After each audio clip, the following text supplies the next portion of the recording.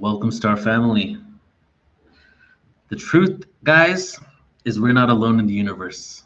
And if you were here at the first panel and part of this movement and here today, not only are we not alone, but there's going to be a moment very soon in our future where we're going to not only know we're not alone collectively on Earth, but we're going to usher in open contact, where we interact with our galactic families, where we understand the true nature of consciousness, where religion turns into spirituality, where dogma is a thing of the past.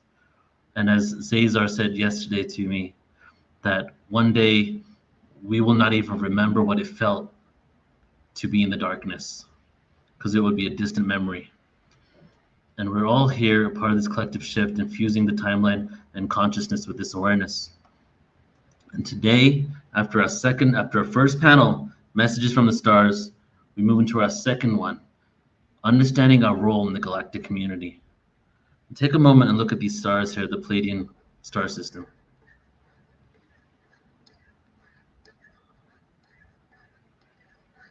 Some people think they're just from Earth. And one thing I like to say is, you forgot, Earth is in space. We're on a spaceship, and we're here and we're part of so much more.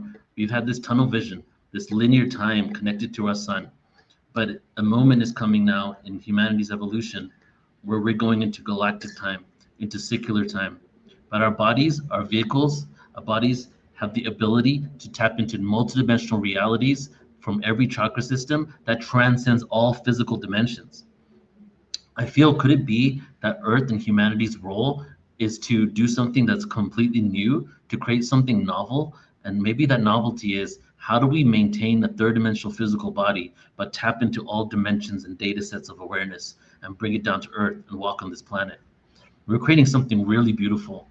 And I'm just so excited and happy to be here with you all as we start creating a world that works for everybody, not just the few. We start creating a beautiful paradise planet. And welcome to the Portal to Ascension, everybody. It's good to have you all here. Hope you're doing beautifully. Say hi in the chat. Where are you hailing in from? Were you guys here at the last panel? Honestly, I'm on a high right now. We ended the panel 40 minutes ago, so we went for 2 hours 20 minutes, even though we said for 1 hour. And just the energy and the love was just so incredible. The panelists were great, and we're just continuing the conversation today. And you get to now experience a whole new set of panelists, presenters, practitioners. And as I shared before, all the presenters today, the previous panel and on this one, are all a part of the New Living Expo. You probably all were on the original panel, so I already played that, the trailer. I'll play it again later, and we'll talk some more about it.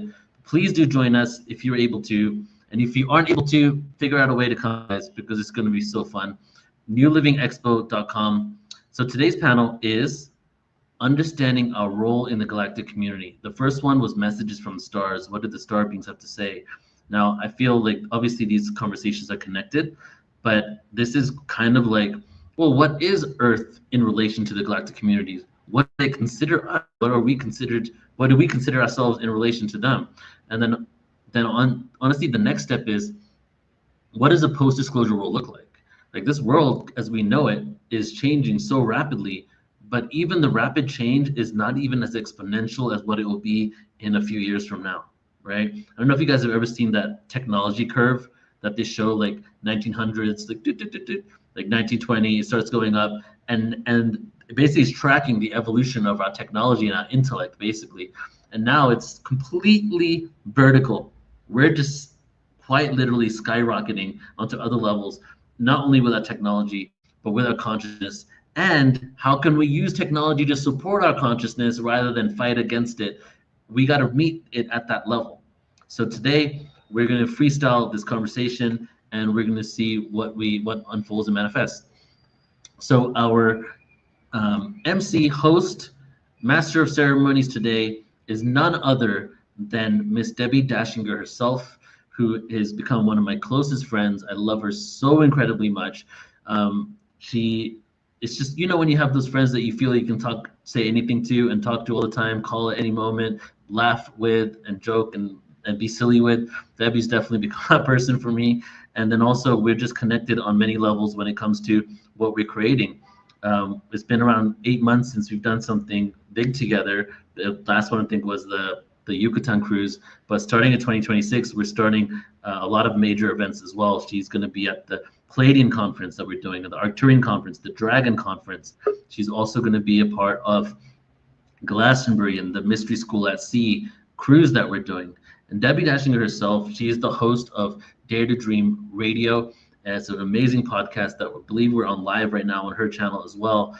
And beyond just her podcasting and connecting with a range of amazing speakers, one of her biggest passions is channeling. I would say there's no other person on earth that has communicated and spoke to as many channelers and received messages from the stars. So not only is she good to like relay this information, but she's a curator of this type of awareness, right? And really good moderator. But beyond that, she's also been featured recently on Gaia TV a couple of times. She has a lot of shamanic awareness. She facilitates shamanic healing sessions. She's doing a shamanic training course that's available to the masses in January. And she presents on other topics such as the ant people out of the Hopi prophecy. So she's a presenter, a host, and an amazing friend. So everybody, join me in welcoming Debbie Dashinger. Oh, that was a beautiful intro, my friend. Thank you so much. You're very welcome. I can feel your excitement, and I understand your excitement because I love this information too. And I love learning from folks like this. And I'm so grateful we're all here. Hello, everybody, because we're all awake. And isn't that beautiful? Yeah. And we had another day to take another breath and sing our song and be on this planet and contribute. 100%. So the topic today is understanding a galactic community. Maybe we could start with, before we bring everyone on, what does that mean to you? Being part of the galactic community means everything to me, especially right now. And I feel that strongly that this is something we're building too. Things like the 3-Eye Atlas, it's no accident that it's happening right now on the precipice of our ascension, of major changes, that we're receiving codes from it, receiving codes from the sun, that we're being protected by the galactic community, who is more and more coming in and revealing themselves, more UFOs, more sightings, more people, going from things like plumbers and real estate agents to suddenly going, oh my God, I do light language, I channel. Oh my God, I know this is the truth. I mean, that's part of my story, because 7-8 years ago, I thought all of this was bunk. And I had a huge awakening around the ETs. And so I'm grateful for it. I'm grateful for this conversation. And I think everything we're doing and you're doing, these platforms, Neil, it is helping all of us to elevate, to bring our frequency up, so we are prepared for this inevitability of us joining the galactic community. Yeah, exactly. And as I shared like earlier, and I always share, with this kind of thing that we're doing is we're infusing the timeline with this consciousness. You know, I even did a multiple day event. I think it was like a 10-day event once, and they literally just called it infusing the timeline. Because this is what we're doing with awareness. The more that we expand onto it, the more we talk about it, the more we interact and we connect to it, we regain our memories, and we assist in the process of everybody collectively gaining their memories. And so it's just beautiful that we get to do this, and I get to do this full time, and just be at the precipice of greatness for the new world. So it's really exciting.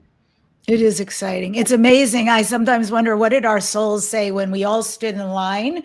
And, you know, the source soul that was saying, you know, it's going to be a really wild time. It's not going to look good, but it's actually going to be good stuff happening. You're going to have to have pretty big shoulders. You're going to have to really bring your light and be a light worker and a star seed. You're going to have to remember who you are, despite all this fading out of real memory.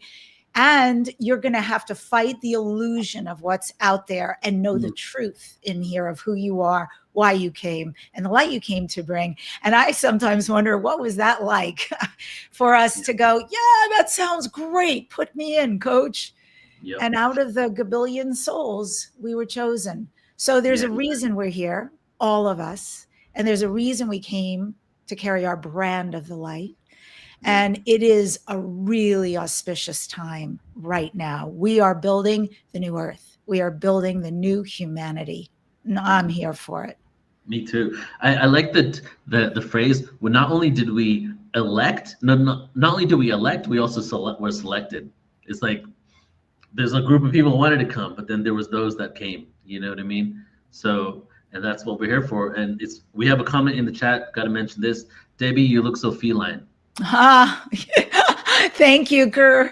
I hear that a lot. And yes, well, you're right. I mean, thank you. Lioness.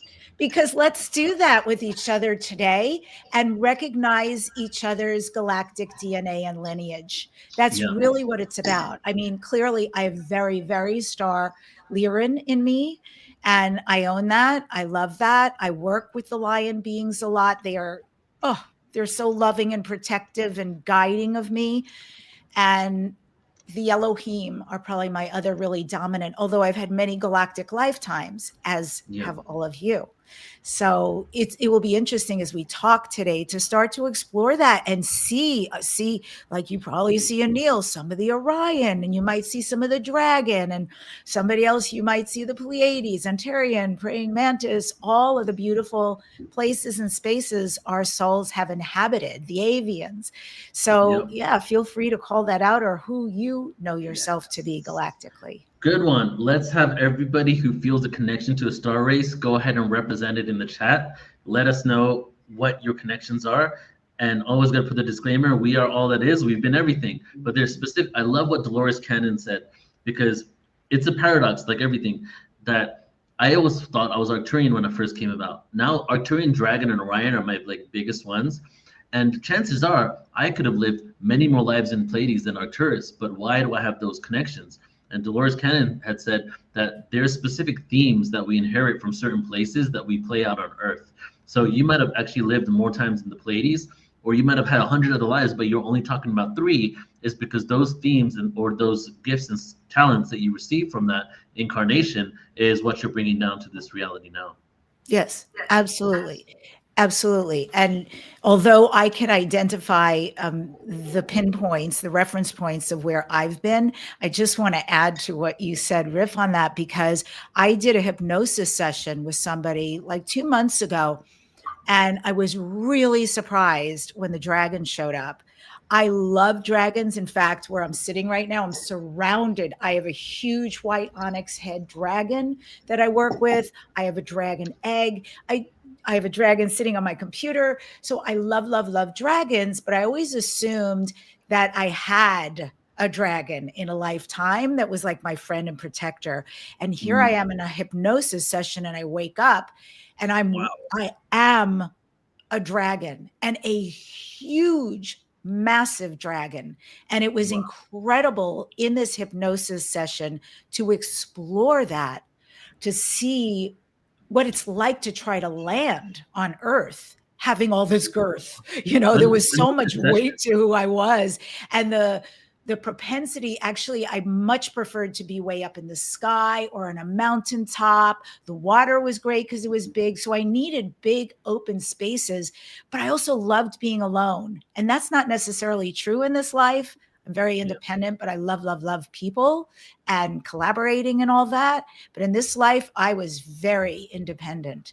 And so to experience that aspect, right, a contrary aspect of myself, that was magnificent and really surprising. When was this session, the Dragon? This was 2 months ago.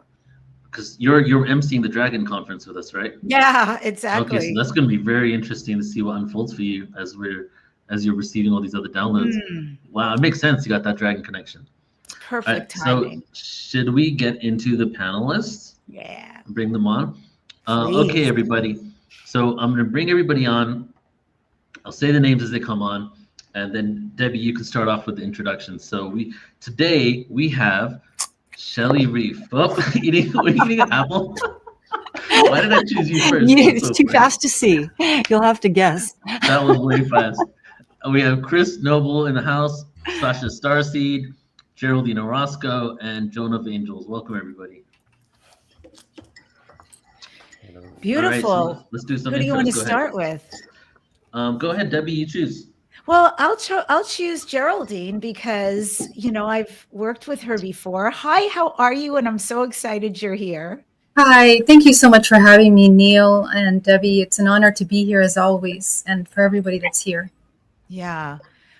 To have you as part of this as well, because I have a sense of where the conversation's going to go. So it really excites me, the pieces that you bring, Geraldine, as a professional, as a personal. So Geraldine is a massive experiencer.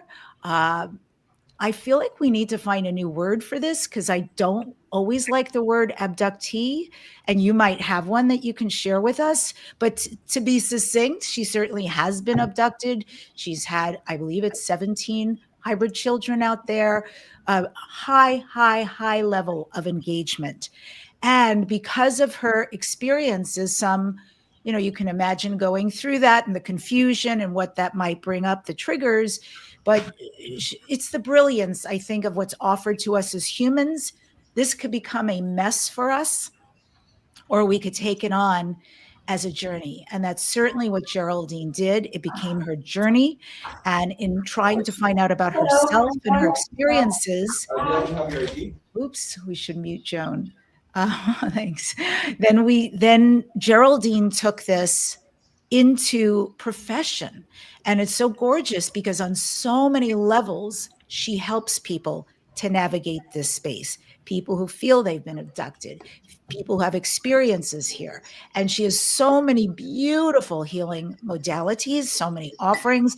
And I will just finally say she's interviewed a lot. She's been on some huge outlets, and it makes my heart really happy that the mainstream, slow as they have been, are starting to recognize people like her and the truth she brings. Thank you so much, Debbie. That's so beautiful. What a beautiful introduction. It's an honor to be here. Yeah. It's great to have you, Geraldine.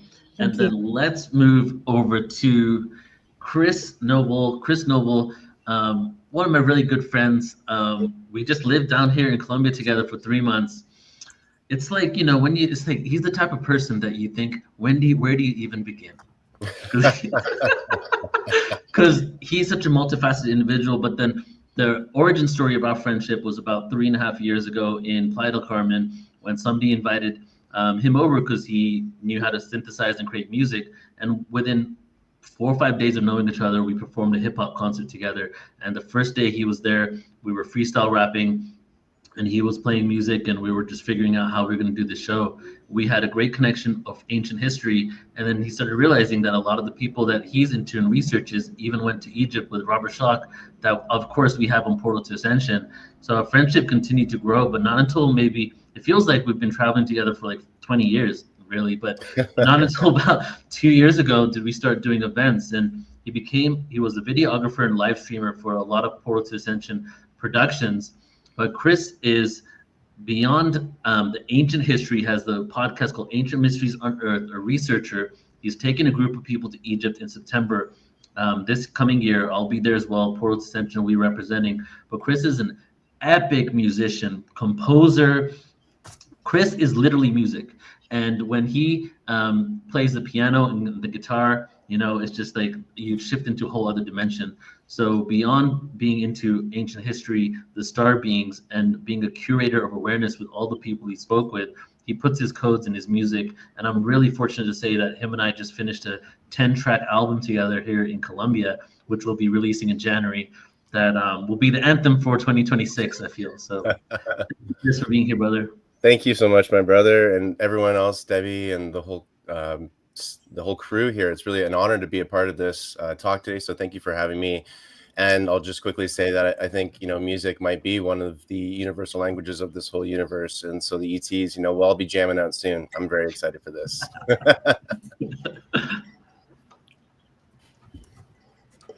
Go ahead, Debbie. All right, Joan of Angels. Well, I think that says a lot. Joan works with the energy of angels. She helps you find your soul mission. She was originally trained as a chiropractor and had a very thriving practice in Berkeley.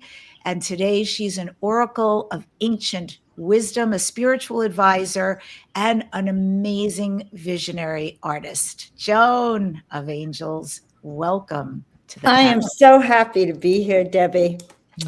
And to be on a panel with you is exciting. And we have Yes. so much to talk about our mission and understanding what we're doing here on the planet and bringing it all together. I think connecting our 3D and 5D selves to really merge to the higher dimension. So thank you. Pleasure. And we have Shelley Reef. And Shelley and we connected about 3 years ago now, 3 to 4 years ago at the San Diego conference, Portal to Ascension San Diego, that has now been liquidated because it has merged into the New Living Expo for like a bigger production. But Alan Seinfeld said, hey, I have this amazing person standing right by me at this expo. Can you speak to her and have her at your event? I spoke to Shelley and immediately said, yes, let's bring you on. Because at that point, I just knew she was a sound practitioner. But when she came to the event, her addition and contribution, her frequency, soul, and her general vibe was just so powerful and potent. So much beauty emanated from her. The most memorable moments were when Shelley was playing the harp, and we just spoke about this right beforehand, how she was playing the harp on people's bodies. And harp, honestly, harp and the gong are my two favorite instruments, and just the harp is just that reminds you of the angelic realm.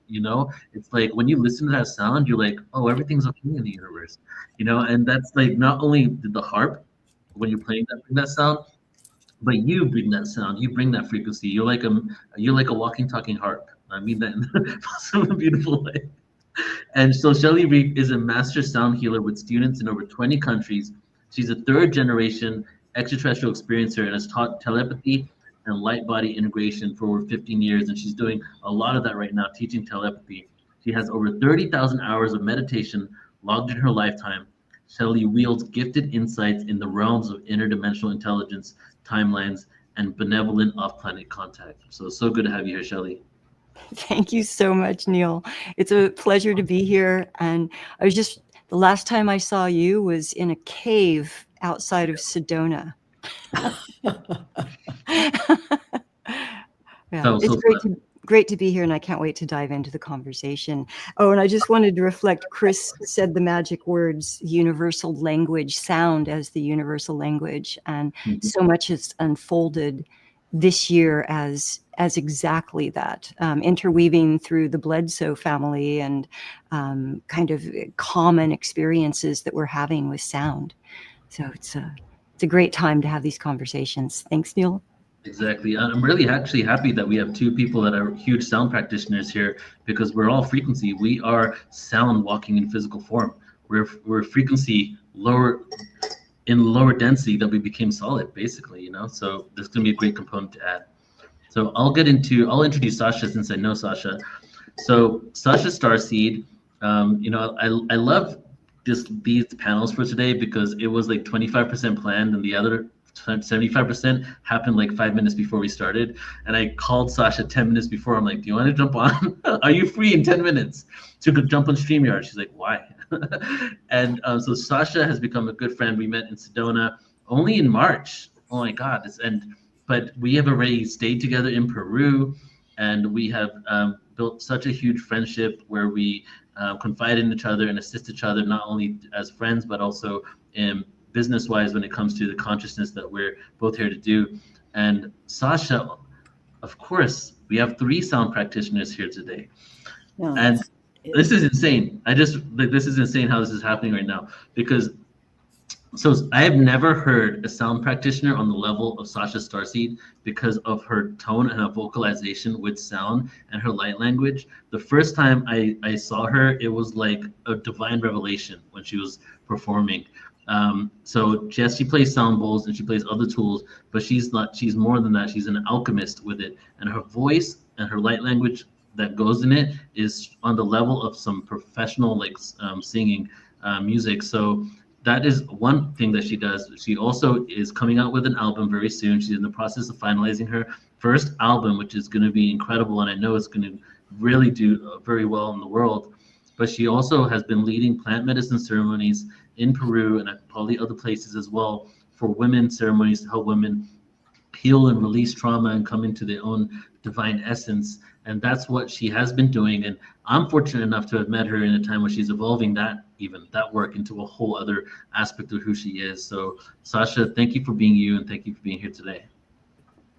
Thank you for having me. I'm so grateful. And wow, what a beautiful couple months it's been. It feels like lifetimes since we've known each other. And right. just, yeah, I feel like Sedona, it sounds like a big portal for a lot of us here. And I just came from Sedona, and yeah, it feels like also there's a rebirthing happening. So I'm grateful to be here on this panel right now.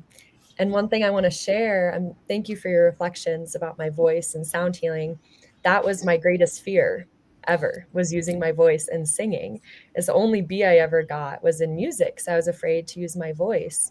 And so I believe that me sharing this album and me being authentic about that gives other people permission that our voices are medicine. Sound is a prayer. And when we can get out of our head and into our hearts, we are all sound alchemists. We are all singers, and coming back to that because it's important. Wow, yes. Thank you so much, Sasha. And Debbie, take it away, but I do feel we're going to have some sound conversations here in relation to the galactic world. Beautiful, because guess what I do? I sing, and I just performed at a gig last night. I'm in the band called Lions of Lyra. And so you're singing my song. I completely get it. And I think that telepathy, there's many things coming down the pike that are going to be the new modalities of communication, and definitely music is one of them. And I'm very well aware that a lot of extraterrestrial civilizations and species use music, use frequency for healing, for influencing, and definitely for communicating and up-leveling. Their music is really different than ours. So thank you to everybody who shared so beautifully. I'm psyched you're here. Today's panel is going to explore the themes that are at the heart of the upcoming April 2026 New Living Expo, which is starseed origins, multidimensional identity, humanity's emergence into a galactic community, exploration of ET lineages, hybrid programs, contact experiences. This is so deep. And what it truly means to integrate into a vast and diverse galactic family. So everybody here, we're going to offer grounded guidance and our own personal experience about stepping into your multidimensional identity and embracing your role in today and going forward, Earth's ascension. Every single one of you brings a really unique lens on these subjects. So let's dive into these mysteries for our audience. I'm going to start with I like to jump in. So I think a lot of people sense that they carry ET lineages or hybrid genetics. We mentioned this at the beginning of this video, but a lot of people don't always know how to translate that knowing into their daily life. So from your perspective, what does it actually look like to integrate those galactic lineages into a human incarnation? And Geraldine, let's start with you. How do you do it? And how do you recommend, because you work with people, that they do that, integrating galactic lineages into this human incarnation? Yeah, so in the beginning, Neil was talking about how these are archetypes and, contact and different species hold different kinds of frequencies and energies. And so I would love to invite you to think of your starseed lineages as, you can say, sound notes that are being played from your DNA. Your DNA that produces the human form is a certain vibrational frequency. It's a certain range of harmonics. And what you're doing as you peel the layers of the matrix conditioning is that you expand that vibrational frequency. You expand your visible spectrum of light. And at the same time, you're expanding your DNA, which allows you to exchange and interact with these higher octave vibrational frequencies. And so the integration process is really one of an internal alchemical activation. It's you can say an expansion of your vibrational frequency, which essentially what that means in the biology and the spiritual biology of the body is you're strengthening your bioelectrical conductivity. Okay, so the more conductive you become bioelectrically, you recover more memory of everything that you've been. And the memory of everything you've been has been all the experiences in your life It extends out in your past lives, which are all simultaneous. And then you enter into that next octave of interdimensionality, right? So you're accessing from the 7th infinitely up to 24th dimension. You have that capacity, but the majority of people are moving between, average person is between up to 4th, 5th dimension. And what's happening now is that we're having a lot of robust availability to access higher octave information from the 7th up. So right now we have our DNA activating up to 24, which allows us to recover the memory of all that we are. And so the integration would be to accept that aspect of your memory, because that's usually the hardest part. When you have these experiences, there's a disassociation, there's a fear, there's an idea about abduction, which is actually not a term I ever use in my lingo. Rather, it's interdimensional aspects of yourself that you are recovering and remembering. And so the invitation is that as you engage with these aspects of yourself, that you see yourself as them. And that's where we're moving into unity consciousness with yourself.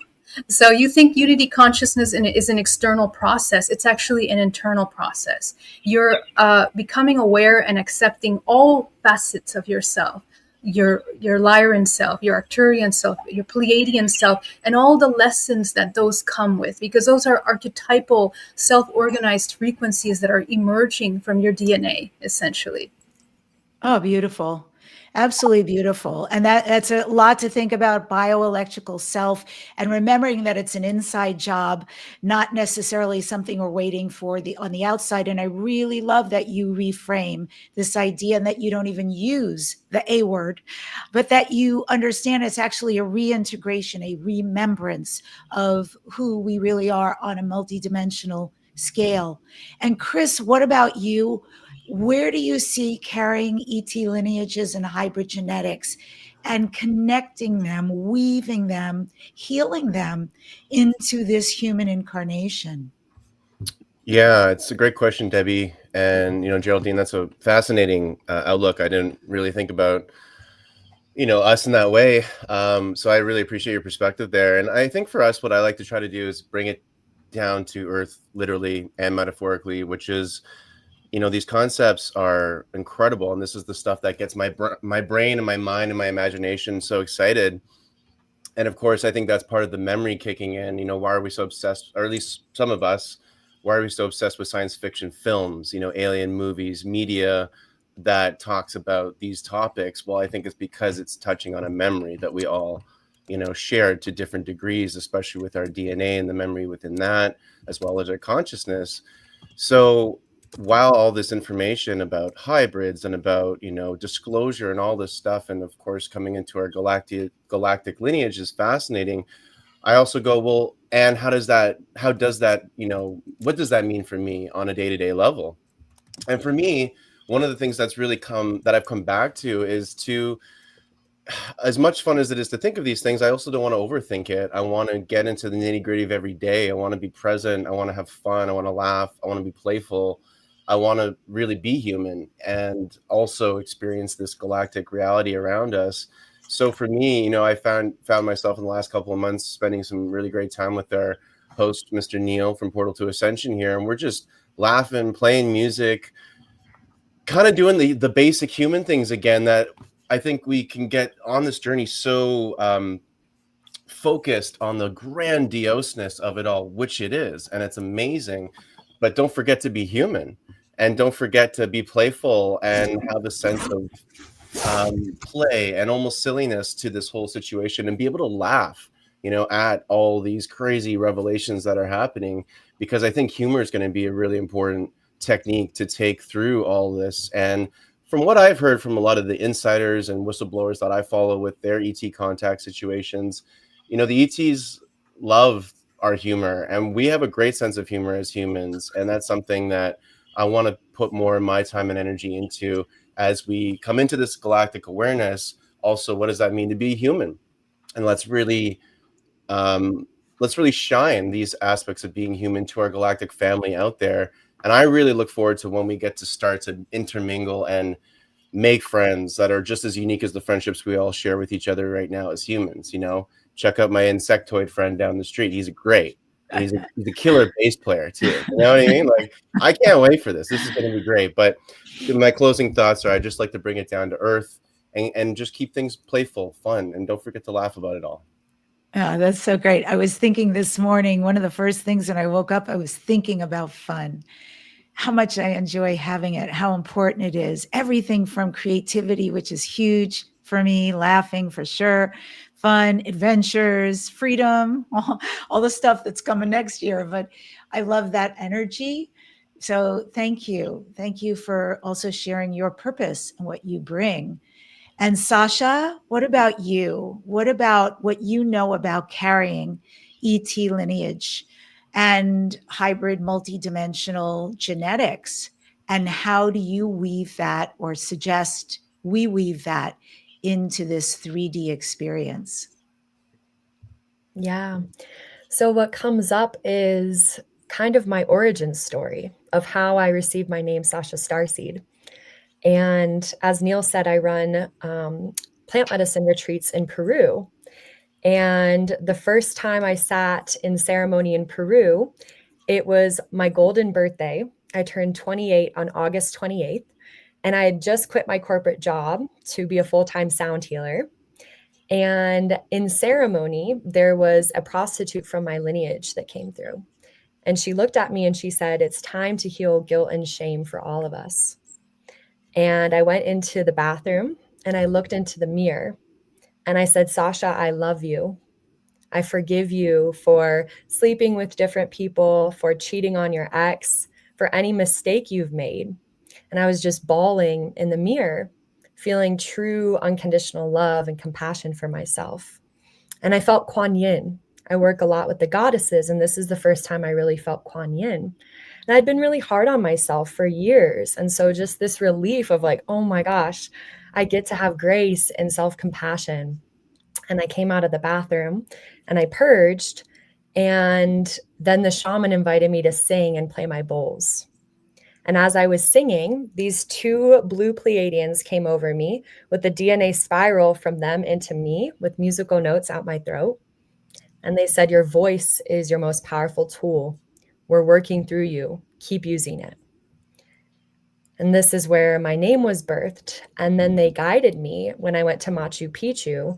They shared with me my role as a star being coming onto the planet to raise the vibration from fear to love. And they guided me to share my album, to create an academy for other people to free their voices. And I believe that through whatever it is, it doesn't need to be plant medicine, but these experiences of deep connection. I love to go hiking and be on the land and just really listen and get quiet. And I receive guidance. When I sing, I channel and I receive guidance. And yoga, meditation, I feel that in order to bring through these codes, we get to be in deep alignment with ourselves. And the stillness is important to be able to then know what our next steps are. And that's actually my album, The Rainbow Bridge. I've gone to sacred sites, starting with Machu Picchu and then Egypt and Chichen Itza, places in Hawaii, Costa Rica, and recorded light language and sounds and songs. And I'm taking you on a journey through the chakras, through the sacred sites, to activate your DNA and open your heart and remember who you are. And so, yeah, I think there's this beauty in claiming, remembering, and then taking action on what we're here to do in the world. Oh my God. Well, as someone who's done a lot of plant medicine, I'm trying to imagine going to a mirror while on medicine and looking at myself in the mirror. That alone feels auspicious, like just almost overwhelming. For anyone who's done it, you can imagine what that might be like, just to try to even focus on yourself or see what you really look like. And I have to say, what a beautiful, profound experience. I never say for anyone to do it. I really believe you have to be called to it. But for me as well, it completely changed the trajectory of my life. But I was seriously called. And That is so lovely. The idea of the Pleiadians dancing and the light codes coming through you and giving you a new mission, especially on the heels of leaving your regular job, and then the ways in which you're disseminating this into the world. Amazing stuff. You know, there's a lot of starseeds who feel like they have incarnated across multiple timelines, but with a unified purpose. So how do you explain the mission that carries us through lifetimes, meaning that there is something, maybe it's communication, maybe it is healing with frequency, maybe it is here to be a leader during difficult times, maybe it is truly to be a healer, but there seems to be themes that carry through galactic lifetime after lifetime. How can people start remembering theirs and getting in touch with it? Joan, I'm going to ask you that question.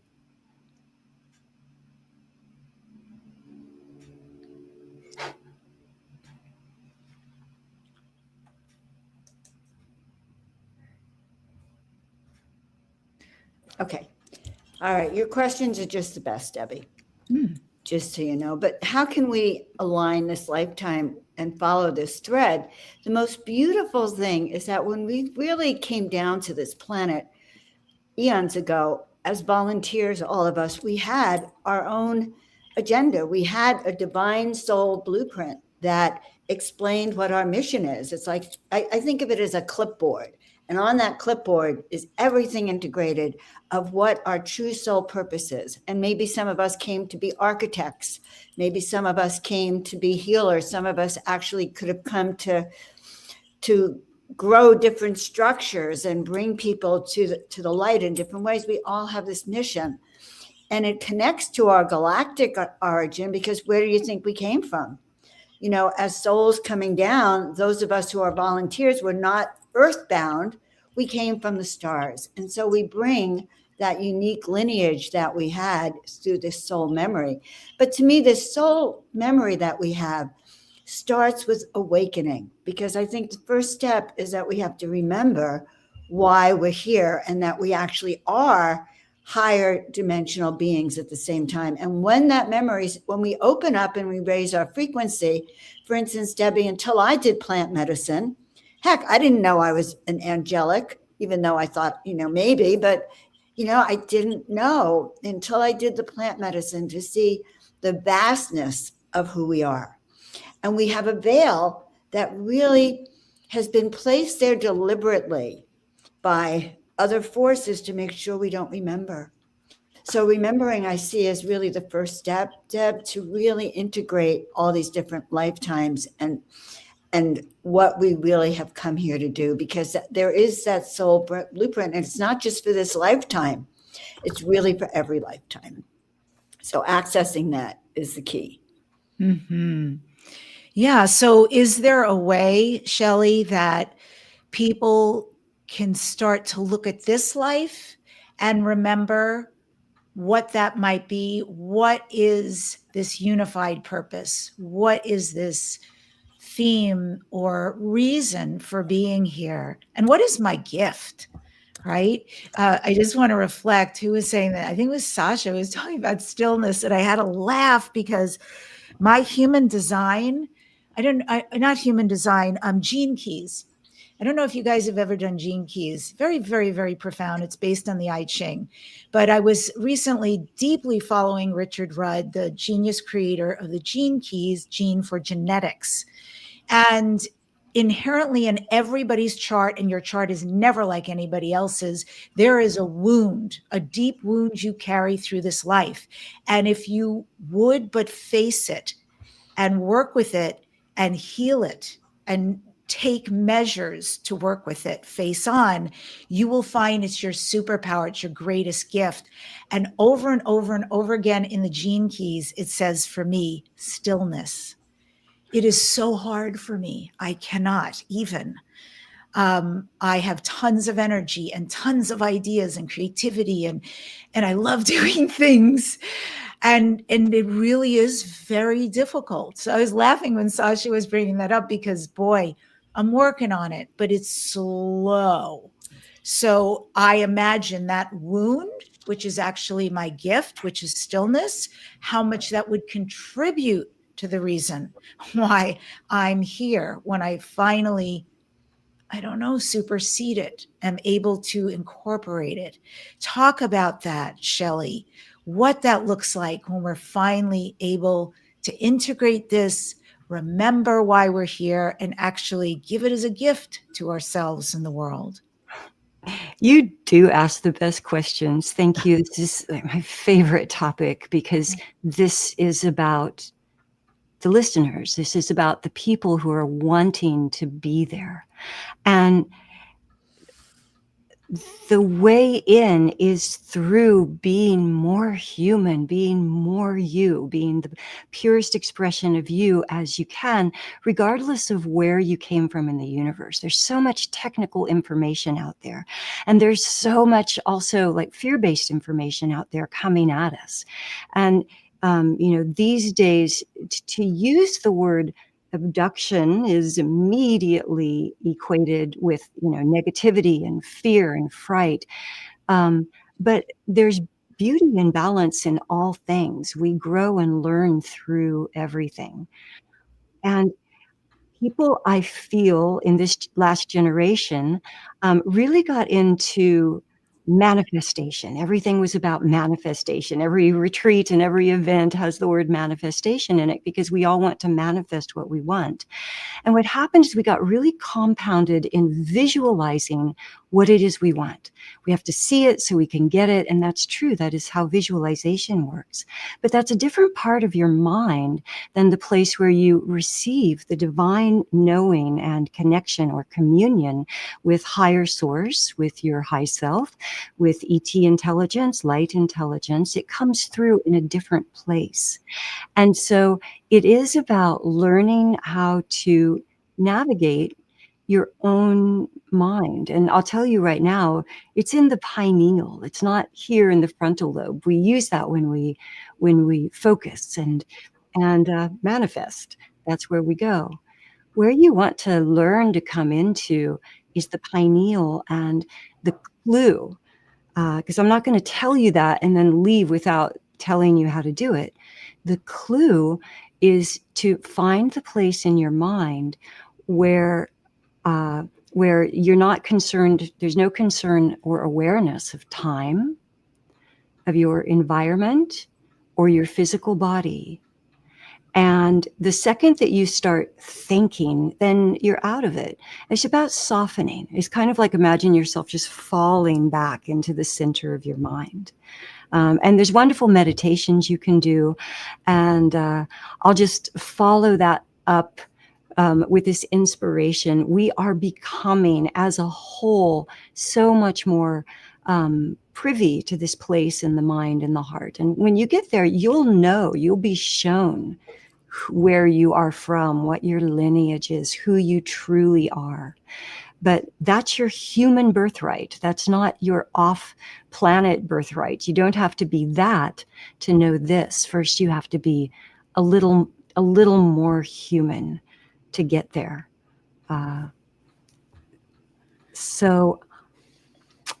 Meditation, connection with nature. Let me tell you, nature has all the answers.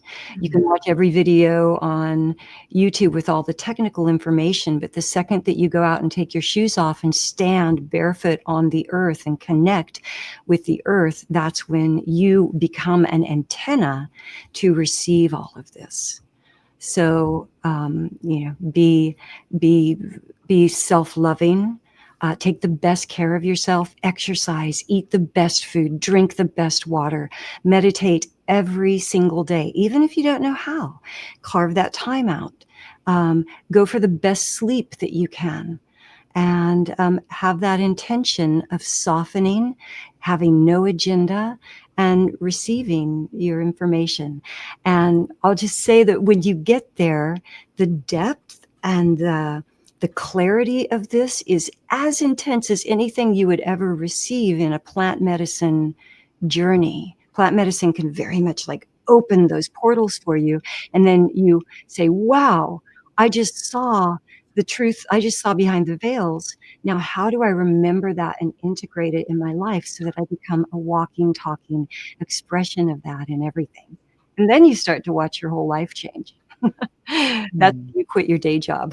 I love that. Yeah, that's beautiful. And everybody is remarking just how soothing and calming your voice and presence is, Shelley. Thank you for the frequency you bring. I really appreciate that.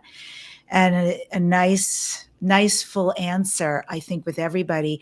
I want to hearken back to something Chris said earlier, where he's said, I really bring it back to the right now, to the who I am in this incarnation, to being human. And let's talk about that a little bit. So we are in such a beautiful time right now. We are literally leaving a 9-year.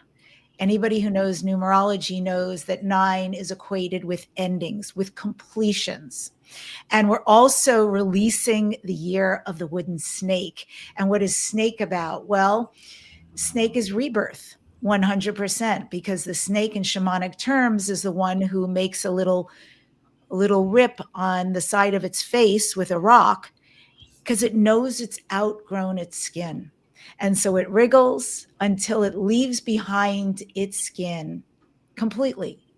And then it's rebirthed and goes out to live anew. And that is who we are collectively, globally, individually. Everybody's experienced things, losing, if you can call it that, or relationships ending, jobs ending, financial things changing, homes, all of it. But it's on purpose. And so the year's been about surrendering. It's been about letting go, releasing what doesn't serve us, hopefully mindfully. And what are we stepping in? A 1 year. So 2026 is a 1 year. Beginnings, huge, right? And starting in February, it is going to be the year of the horse officially. That is so powerful. It's about freedom, movement, independence, vitality, perseverance. It's encouraging bold action and adventure and movement forward. So we had to let go in order to have the capacity to bring in that which serves us. Where do you see starseeds? And let's just popcorn this. If you want to share, unmute yourself and let's share. Where do you see the starseeds fitting into Earth's current ascension timeline? How can they use all this beautiful energy that we're leaving behind us and about to move into of new beginnings, movement forward? I'll touch on that quickly, Debbie. That was a beautiful question, as always.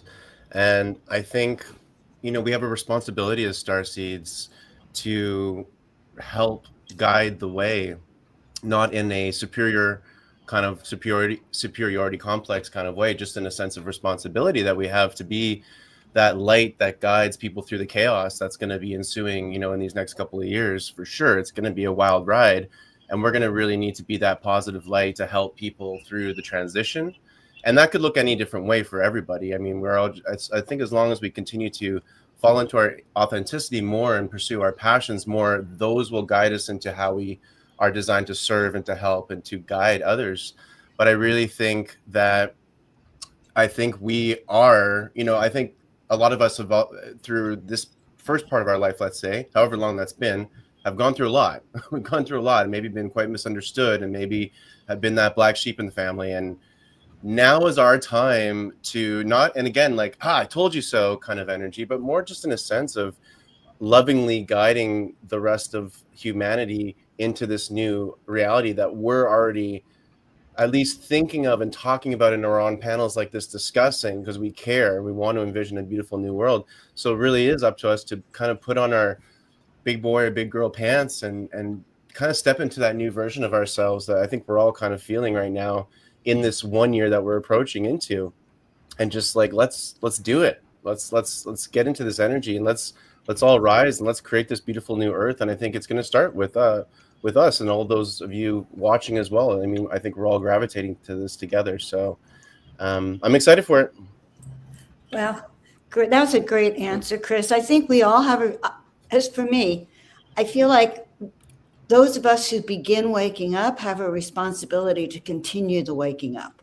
And it's like every day we have a choice. You go this path or this path. You ask for the highest good, or you do what your ego wants you to do.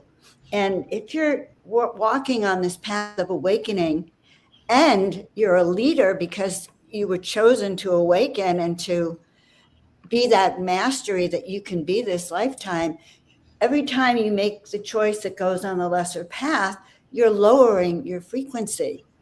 And it can happen every day. And so part of our challenge, I think, is to really always waking up and asking to be shown the way today. Like, it's your will, not mine. And to show me the highest path that I can walk on, because I know that my mission is waking up others and helping them remember. And, I used to teach a lot about miracles. Every time you step in the miraculous, you create an energy wave. And that energy wave attracts and uplifts others around you. So I see all of us here on the panel, and I know many of you out there listening, we are here as leaders because we chose to do that. And that's a huge responsibility, because if you don't, and I remember lifetimes that I didn't, and I ended up on the streets of India as a ragged old lady with a tin can, running after people with my tarot card. Don't you remember? And don't you remember who I am? And it was instant karma, because the moment before that, I had been an amazing Brahmin in India, and my ego got in the way. I didn't listen. I thought I was the hot tamale here. And the next thing I remembered, I was waking up on the streets of Delhi. So I had an instant reincarnation for violating the spiritual law that we come in with. So that's kind of my hit on it. Beautiful. Share, Joe. I love what you said about waking up every day and asking, show me the way. Yeah, show me the way, because when I do it my way, I get so screwed up. I sabotage myself. I go backwards. Okay, Debbie, you talk about a 9-year and a 1 year. Well, I was in a 9-year last year from March to again March, and then suddenly the whole planet, when I'm in a 1 year, the whole planet's in a 9-year. So I had an extended opportunity to really let go of my shadow, and they gave me like an 18-month window because of that. Actually, a little more, because that's how much it was taking me to clear it up. Okay. But we have that opportunity, and there's another month till that 1 year begins. So I only have a 3-month opportunity for the 1 year because I had so much to clear up. But you do too, everyone. That's huge. Yeah. I can piggyback on both of that. I think that we have a responsibility to be a vibrational representative of what the new earth that we all want would look like. And right now we're so divided and pushing against each other and cancel culture and all of that. It's never been more important to embrace absolutely everyone. And I have this theory that all humans, we all want the same thing, including all Americans, regardless of whichever side of the divide or any divide you're on. We want the same thing. We want peace and the ability to live a sovereign lifestyle and be healthy. And we have different ideas of how to get there, but we all want the same thing. And so it's just those ideas, it's the thinkingness that is separating us. And so for us as starseeds to be the representation of the wholeness that embraces all is so important right now. And it's also a really beautiful way to live.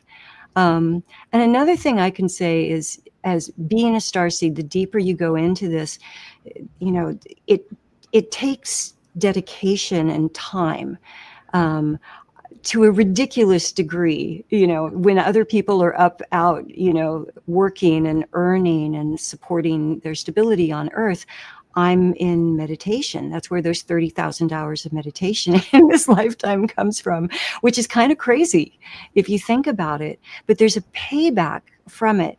And at this point, I've really been just surrendering, letting go. And as my life pares down, it affects income and all of these things.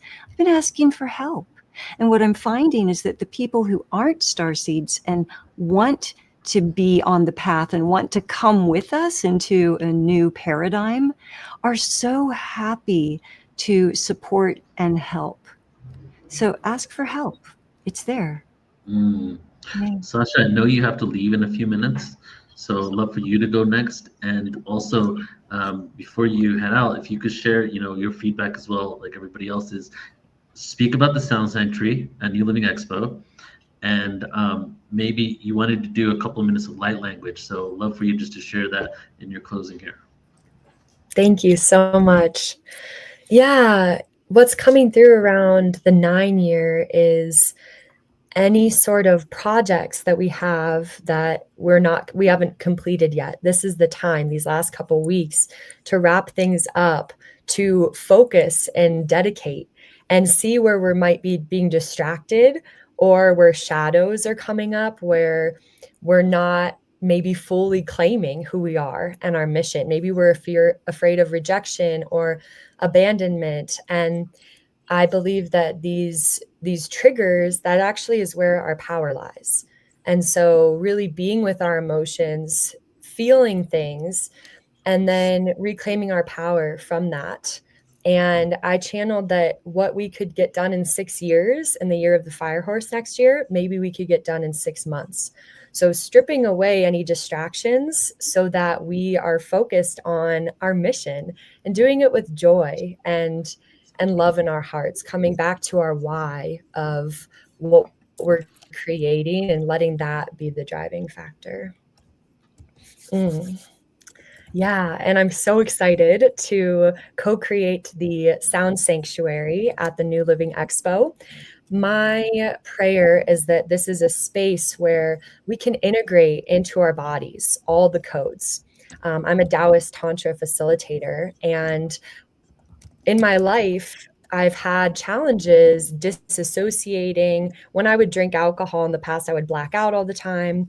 And now I realize that I was escaping. And, many starseeds, I think, can relate to this in different ways of the journey of coming down and grounding onto Earth. And so I'm excited for this space and this sanctuary to allow everyone to regulate their nervous systems. We're going to have times of silence where we just get to be. You can come lay down, cuddle, and then we'll have practitioners, including myself, doing sound healings. And so this will give you a moment to just drop down into your breath, into your body. We're talking a lot about receiving and softening. So this is a space to do that and to integrate. We're also going to have breath work. So to me, that's a really powerful practice to reconnect with our bodies. And then we're going to have some yoga people outside as well. So come check it out.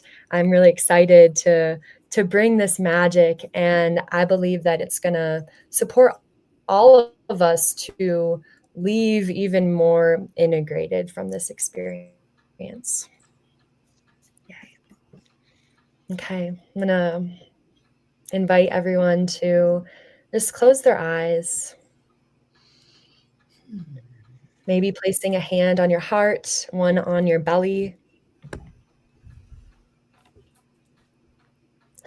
Let's take 3 deep breaths into your low belly.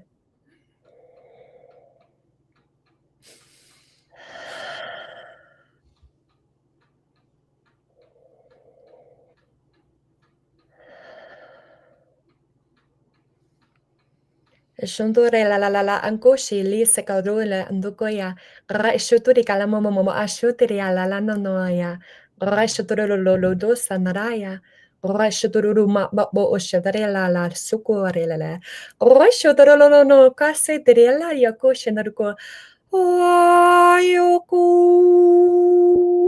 shu soturi la la la okoshi la no sia la okoshi la noya Ishukodara mababa ishutere esekadureya raishando apoya inkia la aya ay no ya shikia la kuma ni satureya raishotoe la asuya raishandore asatrekondo aya shotoye seguya mokoya sikia la noya e ashondore la asukoya mokoya shikia noya Ishotoya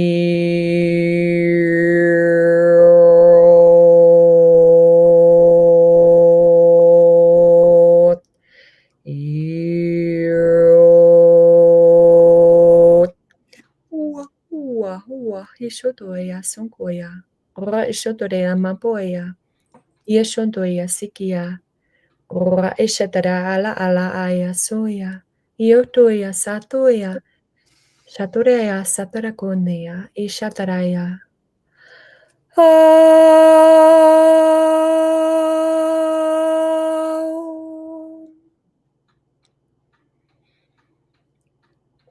It's your time to shine, to share your gifts, to be who you are.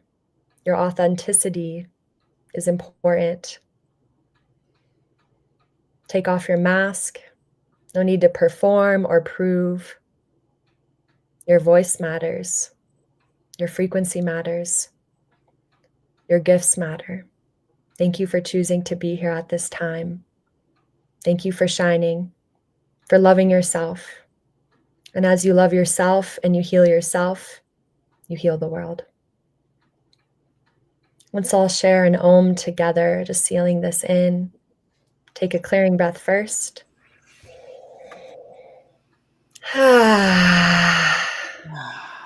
Inhale for Om.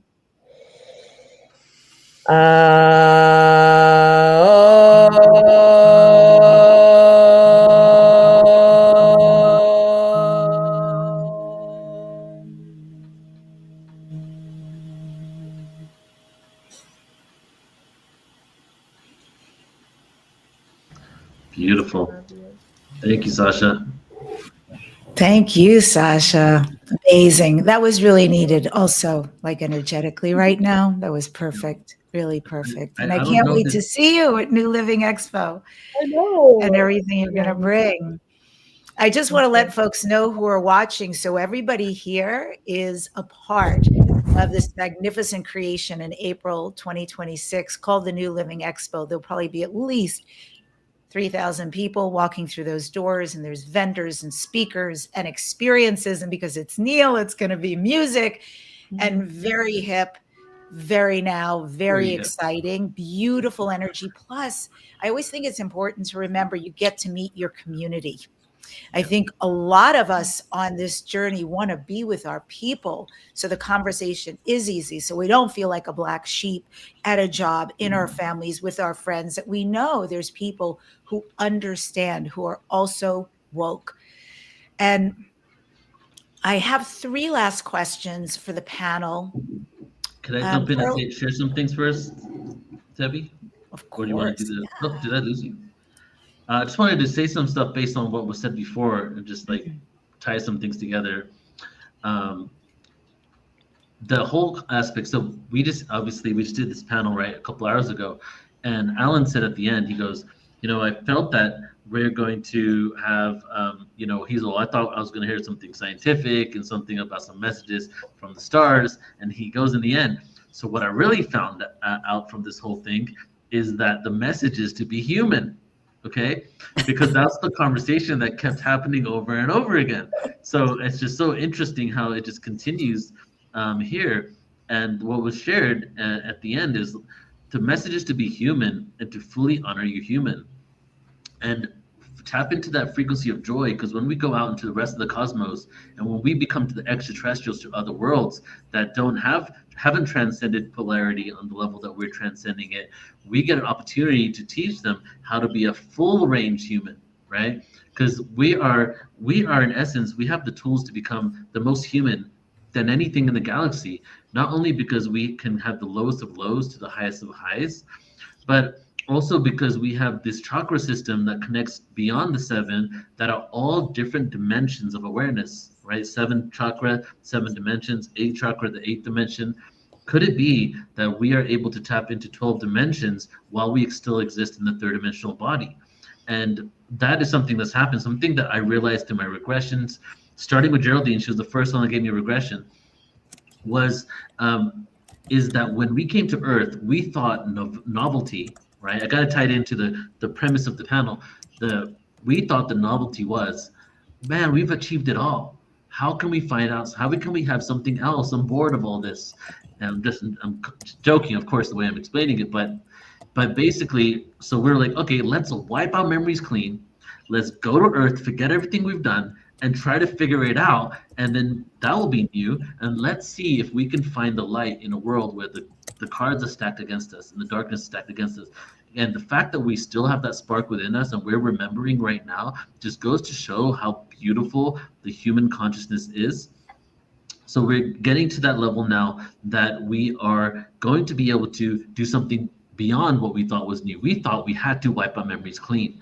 And for hundreds of thousands of years, not millions of years, we went through cycles of time, remembering, forgetting, remembering, forgetting. People said the reptilians did it. People said the archons did it. But we did it.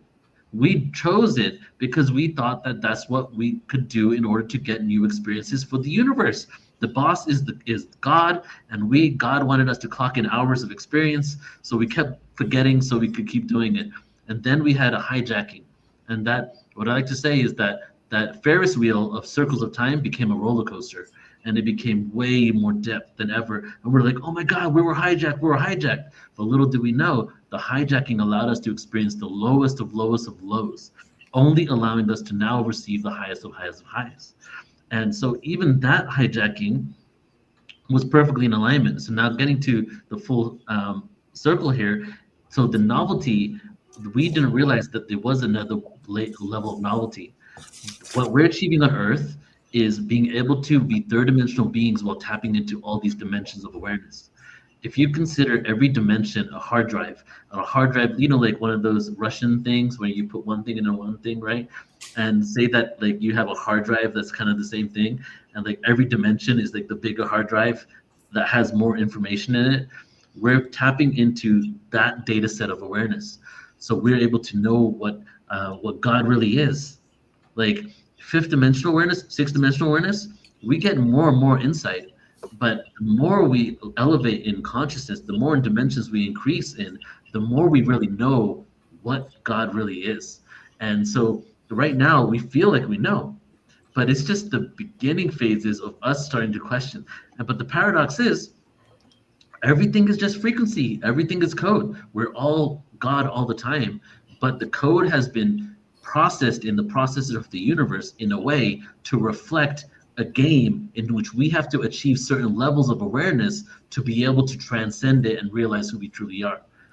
And the paradox is the only way we can ever do that is by knowing who we're that always in the first place. So that's the healing thing that's going on right now, you know? So it's like, and the one other thing I'll just share about the stillness, you know, I'd love to bring the science in, is what is stillness? Well, you could say, when we say oneness in conscious space and metaphysics, we're talking about like the oneness, the stillness. So what's the parallel word version in quantum physics? Singularity. So the singularity is that stillness. Well, where's the singularity? Well, it's inside the black hole. And what are we made out of? Subatomic particles that all have singularities. So what we're doing scientifically is we're getting to a place of stillness where we then go within the black holes and the wormholes within us, permeating into the code of the creation and shifting the code of creation. And as we release our traumas, as we like start evolving in consciousness, we then start giving that out to our galactic family and galactic community. And so now that is what our role in the galactic community is we are in essence beacons of if I like to jokingly say Earth is one big mental hospital processing the trauma of the galaxy. And I jokingly say that, you know, because there's also supposed to be a fun ride. And so as we're doing that, that frequency then permeates and we give that to the universe. So which is why I think we're the biggest light show in the universe, which is why so many beings have an invested interest in us. They know that what we're doing on Earth is really, even though we don't know it consciously, most of us, is really important work for the whole of the galaxy to live in peace. Hear, hear. Yes. Bravo, Neil. Thank you. Yes. I'm sorry, Neil. I just want to quickly add on to that very quickly. We've talked about this a lot when we were in Colombia, where it's like our souls, you know, Dolores Cannon talks about those waves of volunteers, right? And I feel us as souls, as consciousness, this is something I like to tell myself when I'm having a hard day, and we are hard on ourselves a lot in this chaotic reality. And think about this, like our souls are such expert level players of this game called life, called the human being, that we decided to come into this crazy reality, forget everything we knew, and stack the odds as high as possible against ourselves, with traumas, limiting beliefs, but also with the reality and the society we're born into, and the control systems and every possible thing you can think of. The fact that we decided to incarnate into a reality with that much stacked against us shows you what expert level we're playing this game at. We are expert soul people, things, entities playing this game called the human experience. And we're crushing it, guys and gals. Like, we're crushing it. We're doing a great job. So don't, worry too much about all these things, because if you're having a hard time, guess what? That's actually a part of it. And that's okay, because as a lot of us have been saying on this talk today, is that in those depths of the struggle that we're going through in this life, that's where the power and that's where your greatest skills and your greatest talents lie. So it's all part of this beautiful game. And if we can shift into that awareness of gamifying life versus being a victim of it, that perspective shift is going to be massive for us moving into 2026, the year of the one.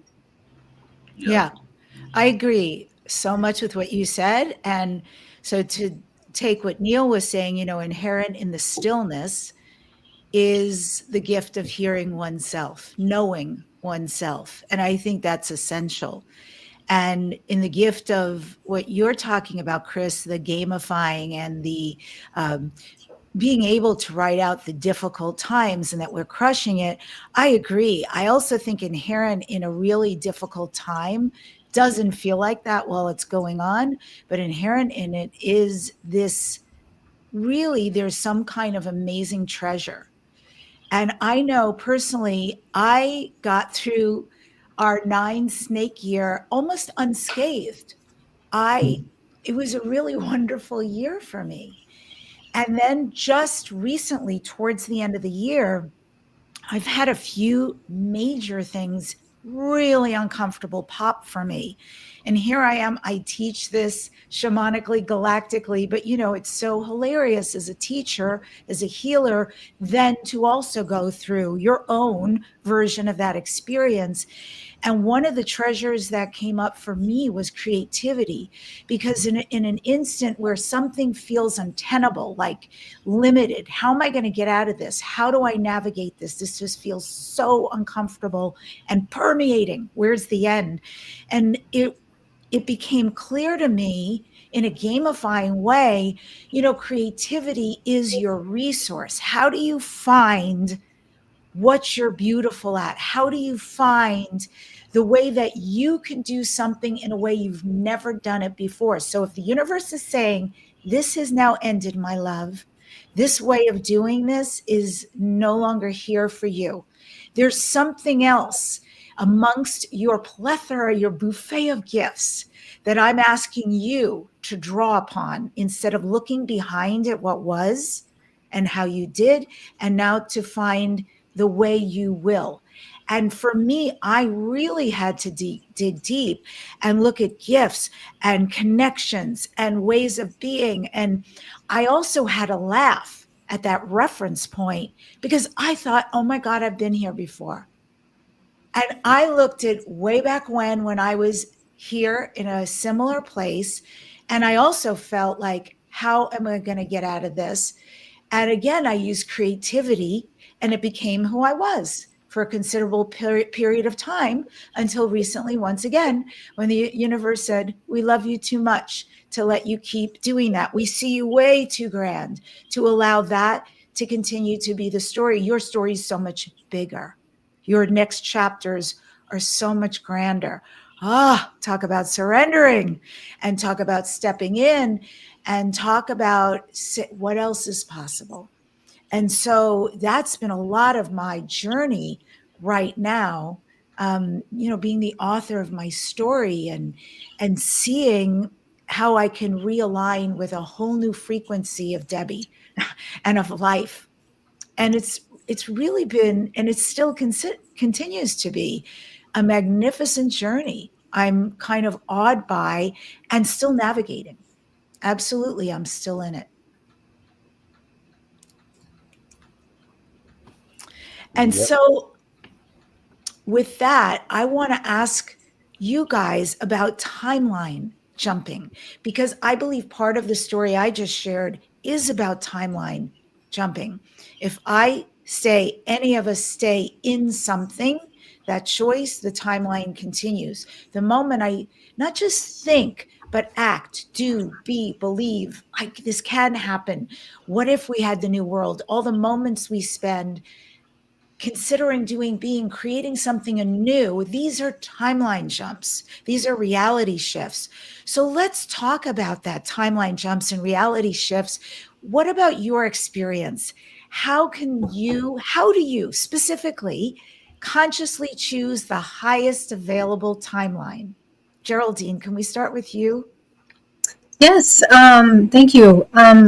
Yeah, so one of the key things that are happening as we enter into this year one is that there's going to be an acceleration of personal destiny. So in terms of the kind of lives and life paths that we choose are going to be quite specific, and it's going to be a result of rapid spiritual realization, very, very rapid spiritual realization.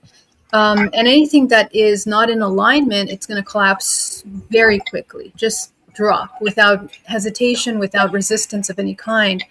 Well, you might resist, but the fall is going to be very quick and very clear. And anything that is authentic is essentially accelerating dramatically. But that being said, what we're coming into, that is just a very core foundational preparation for what's going to come after that, which is we are being asked, and this is something that I received very late last year, as a result of communication with a lot of these higher dimensional beings, civilizations, very advanced civilization models, that we are needing to anchor and embody a high level civilization on our planet. And we're teaching ourselves, we're growing, we're a very young human race. So we're maturing into the embodiment of this kind of coming into harmonic order and building a society based on harmonic order, building a society that's based on natural law and the laws of the universe. And so how do we know what is truly in alignment is that we always are making things in alignment with the highest order, with that natural order. And those laws of the universe, they're foundational laws of creation. And this is essentially the core. If our core foundation is unity consciousness, we become unified within ourselves and with all parts of ourselves first, right? Because you can't claim to be unified with things if you're separate within yourself. If you have splits within your ideas and concepts and you're still fighting with your own aspects of yourself, even your ego, your fears, whatever it is, those are aspects that must be repaired. And this next year will kind of gently force us to do that, because literally that output is a vibrational emanation. It's a restructuring of your body in the biogeometry of how you're vibrating, how you're moving. It literally will align into that next octave. So timelines and the selection of timelines are very much aligning your intention with integrity, and that your actions are completely in integrity with those laws, those higher laws. That is unity consciousness, to be able to recognize the laws of the universe as your core foundational ethical resource of information and where you pull from. And then that application is what will change yourself. It'll change the world, and it changes perceptions very quickly into the activation of higher bands of understanding, intuition, the activation of our higher capacities. So all of that is available to us, but it's recognizing the laws of the universe in everything, in yourself, in your interactions, in the way you handle money, in the way that you handle relationships, in the way that you create. This is really how we are learning now as a new civilization to create timelines that are holistic. So we don't damage anyone or we don't cause harm to anything. everything is in harmony, and we share that harmonic co-creation with responsibility, basically. So this is kind of what I'm kind of tuning into. I love that. And I love that you add that piece of integrity and alignment to it. I agree.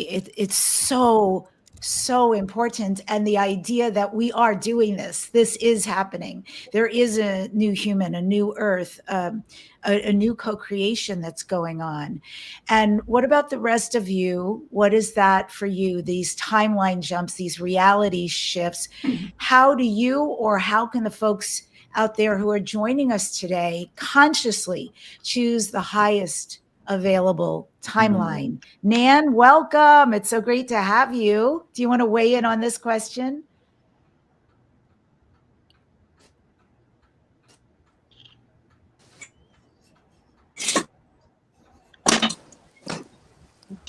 In ceremonies and left their paintings on the ceilings and everything with shaman all day. So I think timeline shifting is not a new thing. You know, I think that we've all been doing it for a long time. And the Maya believed that everything is a spiral, time is a spiral. And when you start to realize you can go backward, you can go forwards, you can step to the left, to the right. Even when one of the most fascinating things about the ancient Maya is that they lived knowing they were divine and human from birth. And they also knew that they had parallel selves that walked alongside them. And so they would walk with those selves in a conscious way, knowing that that was part. And then sometimes they would shift into other realities. So I think the opportunity right now for all of us is to unplug. Stop thinking what everybody else is thinking. Stop living everybody else's life, right? And start to say, what is that I want? Because it's already here. You came here with a divine mission. And we were seriously told, if you live your mission, we'll take care of everything else. You can living. A dream isn't just like so. And you can. So yeah, I've been trying to get online for an hour since I got to the hotel. Finally came to the restaurant and gave up, and here you are. So hopefully you can hear me. But thanks, Nan. Thank you so much and welcome. Yeah. It's great to have you here. It really is. And thanks for bringing the shaman perspective to this. How about you, Joan? What about timeline jumping reality shifts? What do you recommend for folks to consciously choose the highest available timeline, the highest possible reality? Well, you know, it's about having a vision and really accessing your soul blueprint so you actually have an understanding that you're here for a higher purpose. There's two choices. As I said, I think before, when we wake up in the morning, we start our day, we can go to the left or the right. And depending on whether or not we're aligning with our higher self or the visions we have or who we know ourselves to be, or we're on the other side. So when I was a chiropractor, when I was really actively practicing, man, I had all sorts of things for my patients to do, but I didn't do those things myself. All right. And that is right there. There's an inauthenticity because I was teaching them the right way to do it and I wasn't doing it. Sorry to confess that. But that brought my frequency down. So there really is a lot to be said about aligning with the vision, the highest vision you have for yourself and the soul purpose you have. You know, it takes a lot of work to keep raising our vibration, and it takes, 3 bad thoughts to knock you back down again. So being aware of our thoughts, being aware of who we're hanging out with, affecting our vibrational resonance, and what our soul signal is. I've been learning this year, it's really about being in resonance with the people, places, and things around me. Not buying something because it's cheap, the cheaper version of it, but buying the best version of it for myself, doing the highest frequency in everything that I do for myself. So I went to the farmer's market yesterday. First time I bought eggs at the farmer's market. They were a little bit more expensive, but I realized that they didn't have the preservatives from the market. And that's an important value.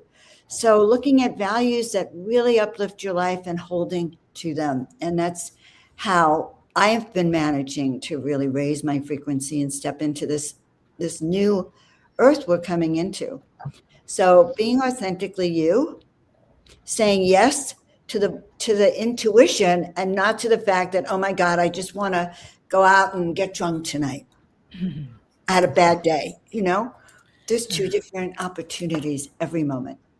Beautiful. Choosing always the highest for ourselves, taking care of self, and even evaluating where we're putting our energy, our values, our finances, and what that's generating and what another choice could generate. And how about you, Shelley?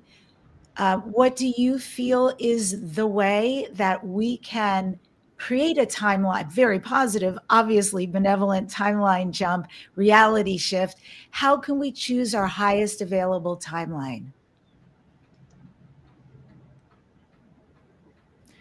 We can't hear you. Oh, hang on. You were so good and unmuted yourself. Nope. How's Yes. that? Can you hear me? Yes. Yeah. Okay. Okay, good.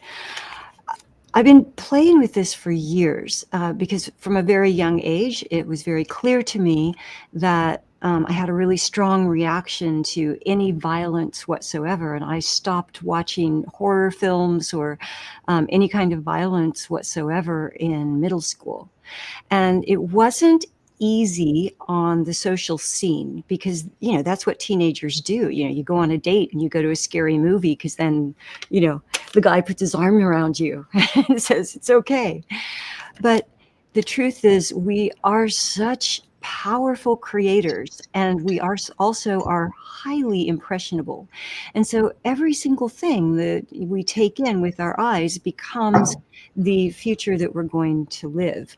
And that includes our ability to choose the timelines that we want to be on. And so really don't study what you don't want. If you're watching something or, you're listening, there's so many podcasts now that they're so engaging, but you can tell the difference in a podcast between the ones that have someone who is smiling at you from the thumbnail or someone who says, they didn't want me to tell you this, or, this could be the last time, or this is the end, or if they're going like this, right, then that's fear-based programming, and they're using fear-based programming to get more clicks. And that's true, it works because we're humans and we tend towards the negative. That story of if you tell somebody something negative, right, they'll repeat it 50 times. And if you tell somebody something positive, they'll repeat it twice. So it's a tendency that we have, and it takes a lot of effort and discipline to come to be the master of that. And when you become the master of that, what you take in with your eyes, your ears, right? Advertisements, shut them down. Never. Ever. If you have to watch TV, and I haven't in 40 years, but if you have to watch TV, when the advertisements come on, at least turn the volume down, because that is some heavy, intense, very intentional programming.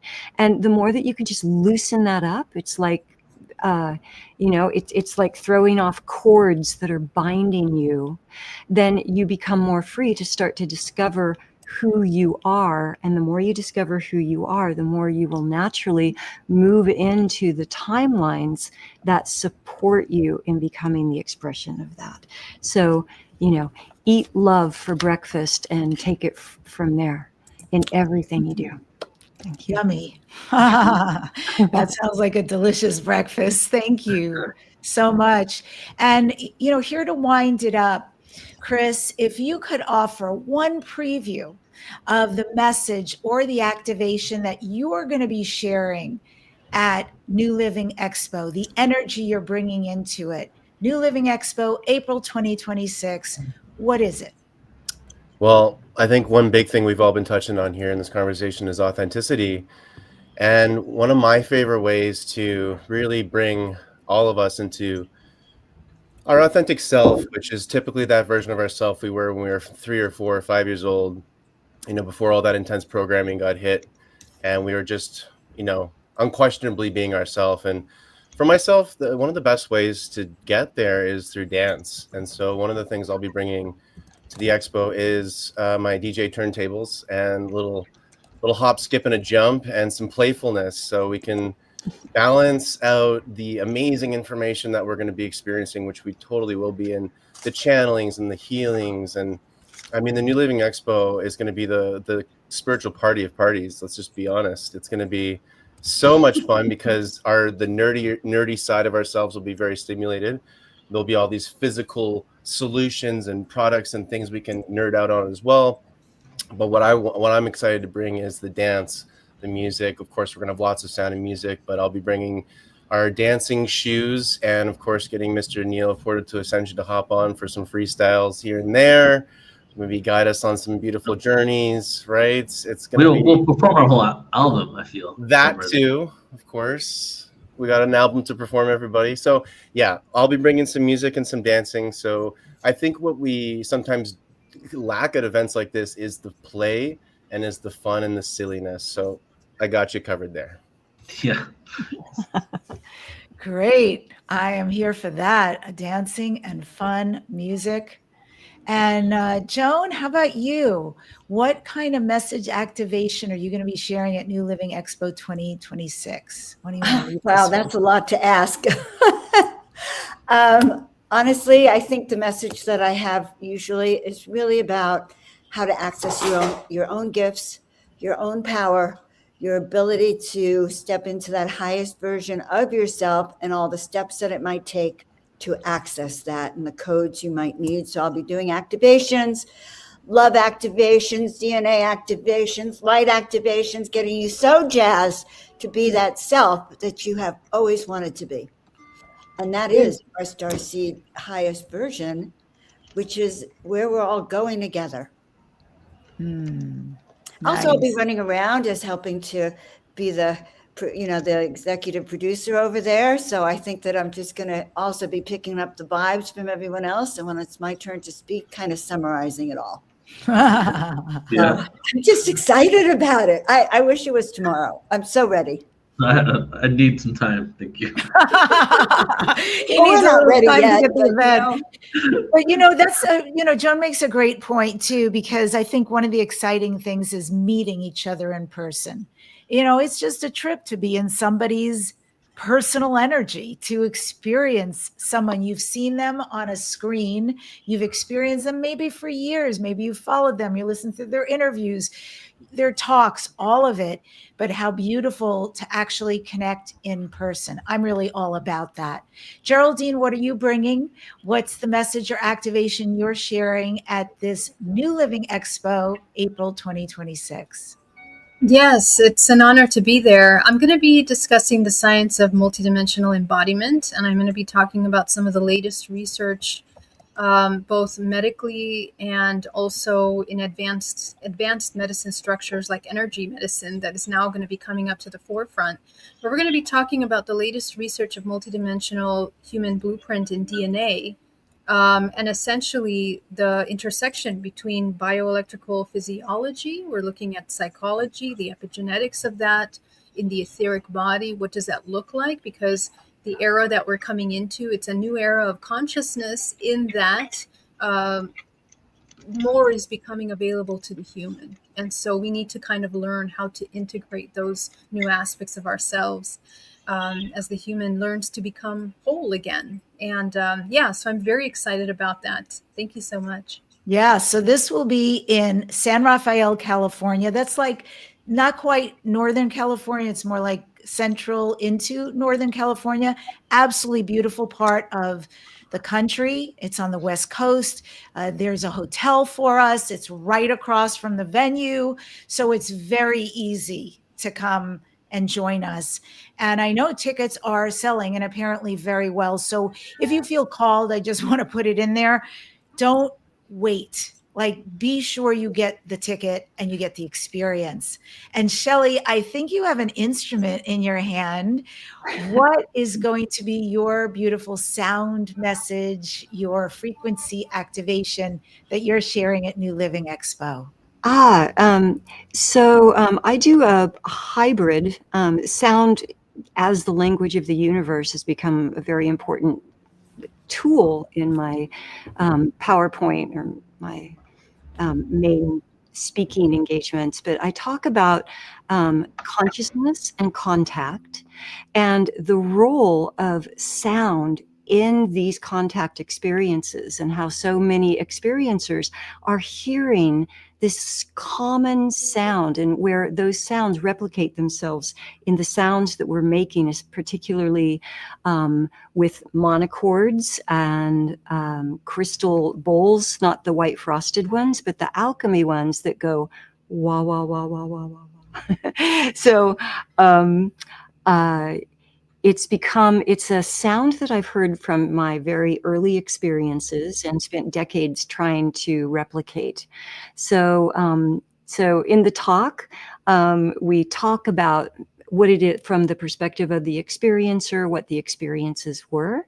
And then we do a sound journey from that standpoint of actually using sound to take you into that place, the pineal in the mind, where cosmic consciousness or communion actually happens. And my job as a light worker is to make sure that all of that happens in an absolutely safe and light-filled environment, so that everyone has a really uplifting experience. And a lot of people in this journey tend to discover what their roots are, what their starseed origin is. So I'm really looking forward to it. Anything of Neil's, I'm there. Yeah, I think we all feel like that. He definitely is a gatherer of people, of amazing minds, amazing talents, amazing contributions, and also of the masses out there. That's quite a mission in this lifetime, and I respect the heck out of it. That's definitely not in my wheelhouse. I show up, I do the things I'm gifted at, but to see the enormity of what Neil can put together. And by the way, because Chris brought it up earlier, and still have fun. I mean, he's a really funny guy to hang out with, and obviously a genius. You can hear him speaking and contributing to this panel.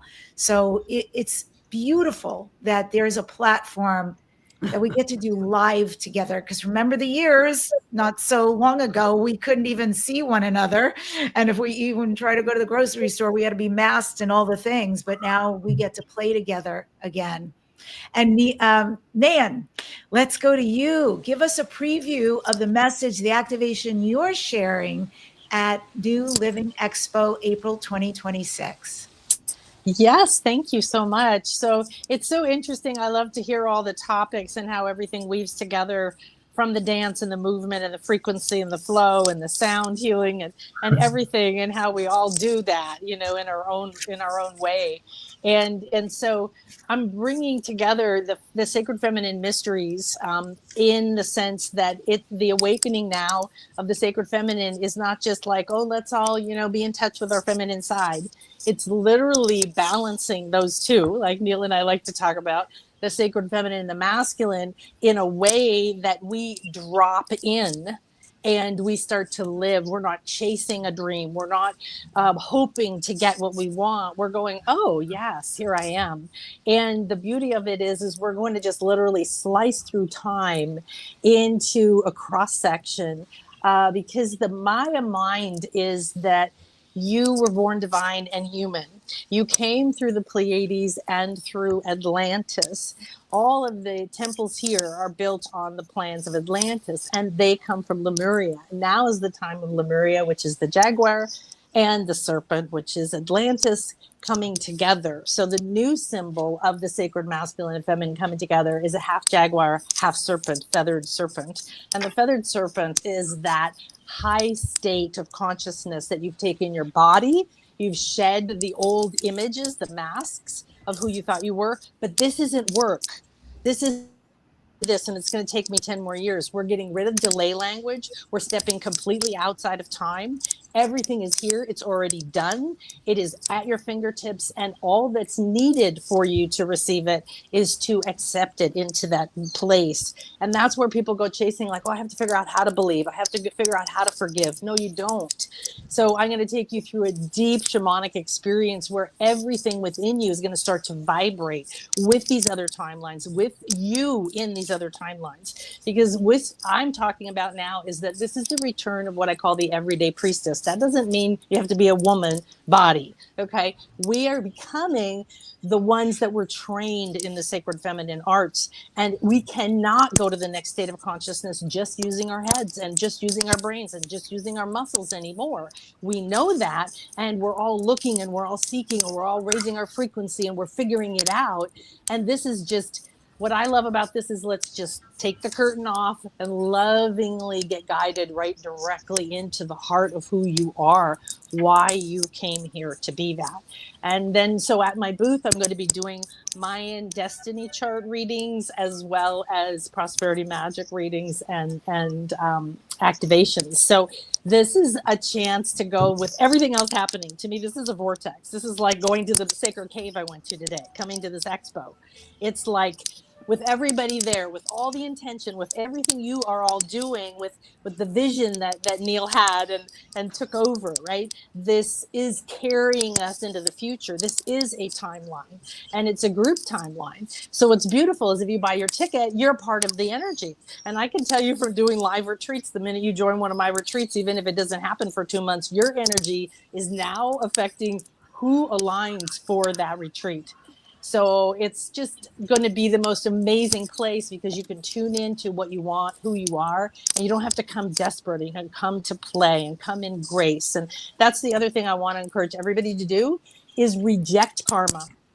I want you to just wake up and say, you know, that's part of the paradigm and conditioning I was told. And no, I don't have any debt. I live in grace. Everything's already paid for me. And that's something collective consciously we can all do. Yes. Yes. Get out of lack, right? Nan, my beautiful shamanic sister. I love what you said. And that is such an important reminder. The moment you get your ticket, everything begins. It is true. Stuff starts happening, stuff starts popping, stuff to look at, new opportunities. Yes, yes, yes, to get into the stream of that energy right now. And I also want to acknowledge the beautiful people who have been here with us today. And I'll just read one of the many comments. Thank you guys for commenting so much and being part of this. Where Dark Horse said, really enjoyed these live streams today, filled with such amazing wisdom and energy. And we couldn't do it without you being here. So thank you for being here. And I'm going to end with asking Neil this question. Give us a preview of the message, the activation, your reason for buying. By the way, folks need to know this existed before Neil, right? So this... For 22 years. Yeah, exactly. 22 years. And like right along with what Nan just said, releasing the old paradigm, stepping into the new. That's literally what happened here when Kenny said, I'm done. I'm complete. He's an older gentleman. He did his service and he wanted to bow out and sell it to somebody else. And it was actually going to go to somebody else. And then Neil heard, Providence came, and Neil is a young buck. Like he brings this beautiful and very successful energy, this knowingness how to create, pull people together and give a real experience. So that energy is there already, that you have stepped up to the plate in this new incarnation, even of what you are in this new year, this number one horse year. So fire horse, so beautiful. So tell us what to expect, what you're going to be sharing, all of it. All right. So yeah, there was someone else who was going to purchase this. When I called Ken, he said, yeah, have something on the table. The guy was, you know, it was a feat to really come up with the finances to make this happen and to come up with a 3-year contract, all the business stuff. And this guy was just going to throw money at it and buy it.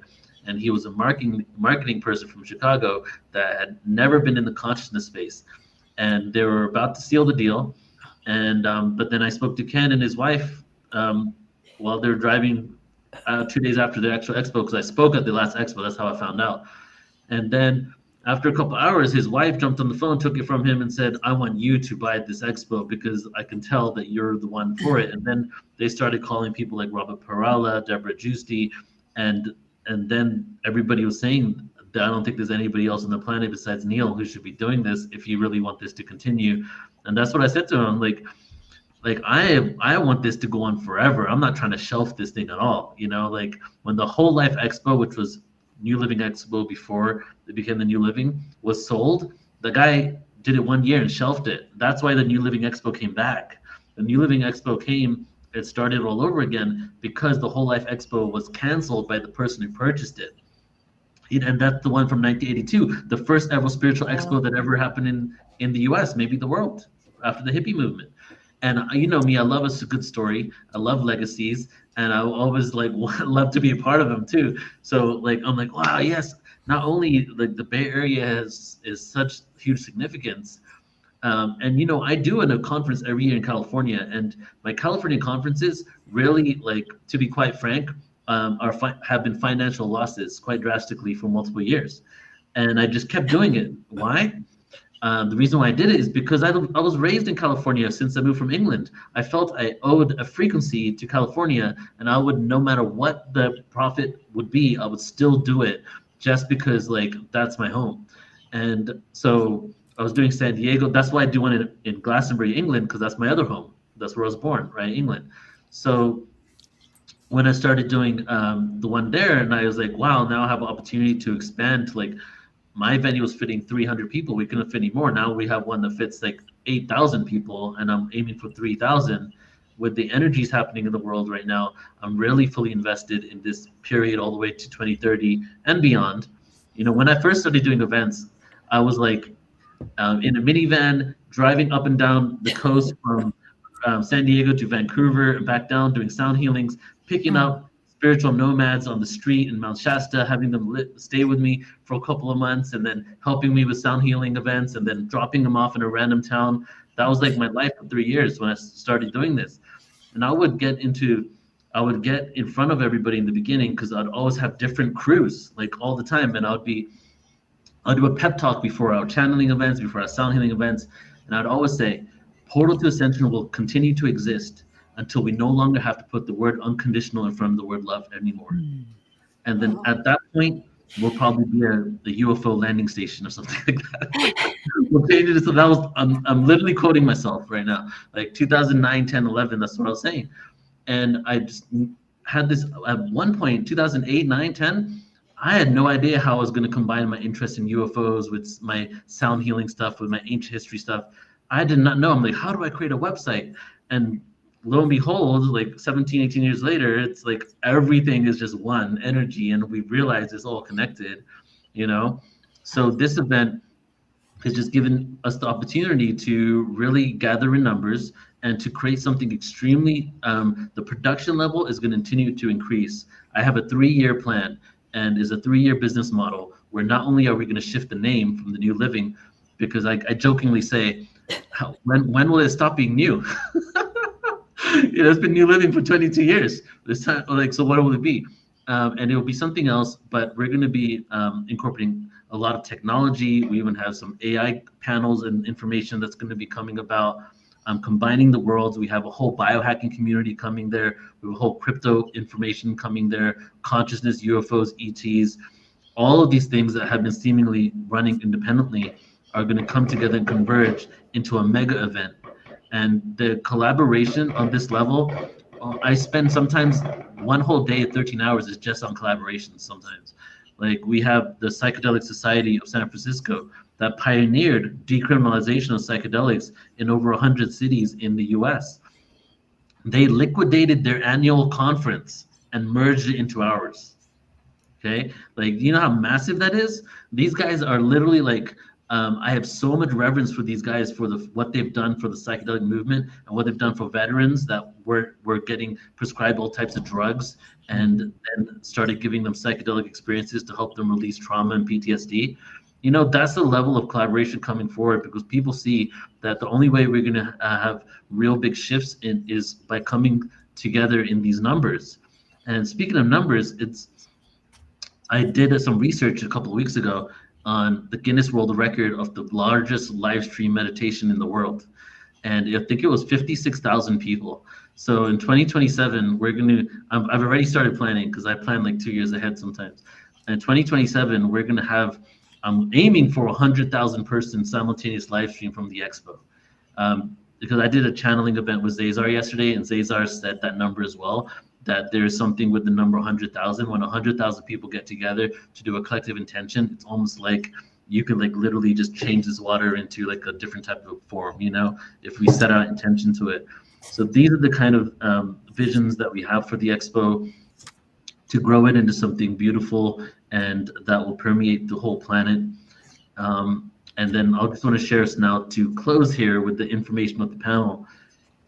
You know, we shared. Can I add something? Go ahead. Thank you so much.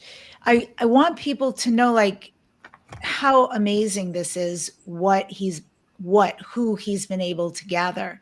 Because I think understanding who is speaking, presenting there, and you may, I hope, recognize many of these names. You've got Lori Ladd, Megan Solar Glow, Vivian Chevet, JJ Brighton, Debbie Solaris, Laura Eisenhower, Billy Carson, Jamie Price, and he just mentioned Zazar, who's channeled through Marilyn Gavicki, the beautiful Geraldina Rusco, all of us here talk about sound. Stephen Halpern is going to be there. He is a freaking amazing OG. Doctors JJ and Desiree Hertak, Sasha Stone.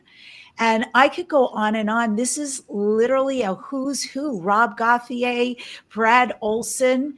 This is so impressive who's showing up. There's tons of channelers, vocalists, presenters, healers. Yeah. I know some of these people personally, and they are so gifted and so profound. So also you can come in this 1 year, because we'll be in the 1 year at that point. Bring your stuff too. Get healings, get activations, get readings, get new information, new ways of doing things, new friends, new connections, all of it, new ways of being healthy. Like, come for you, because you heard a lot today that this is about the timeline shifts, the integrity, the ways of honoring self are really important right now. So exactly. I wanted to add that piece. Yeah. Thank you so much. Can I add one little piece? On Friday night, the first night of the Expo, having a big meet the speakers, meet the vendors. We want to meet you. We know you want to meet us, and it's going to be party time, right? Yeah. The whole outdoor area of the Expo area, we're going to have tents. We're going to have heat lamps. We're going to have a concert there. It's going to be a huge party. So really excited for it. Now, here's my just closing of the panel, because I'd like to like really bring it full circle with the information here. You know, Nan and I, we've started doing an annual Chinese New Year event every February, and we started I think last year, and now we're doing 2 a year. We're doing the end of the sign. We do one for the end of the sign, and we do another one for the next sign. So it's like a 2-day event.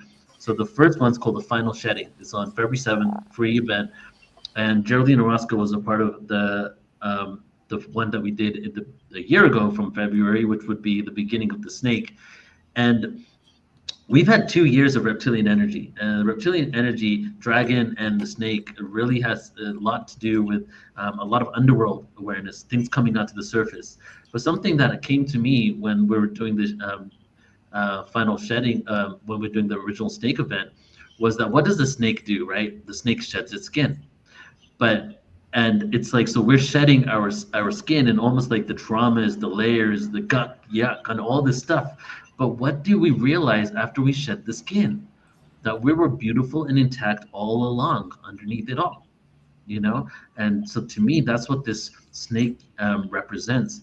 And then the horse, we're galloping off into the sunset. That's my dream for all of us. Now, how does this connect to, we know we talked about authenticity. On fire. Don't forget, we'll be on fire as we gallop into the sunset. Exactly. 2 years of fire. We'll be the same element of the sun.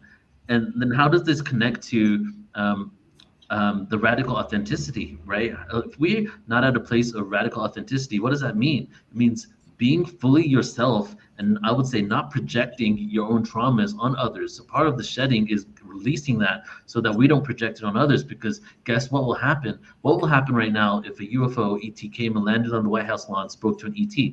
Well, there'd be a lot of projection going on. Right now, you can see with the government stuff, there's a lot of projection happening. What are they projecting? Though they're a threat. Why? Because we're a threat to each other. And we're projecting that onto them. Well, if they got this technology, wouldn't they be a threat? Because if we have technology of another country as it, they're a threat to us. So radical authenticity steps into divine neutrality.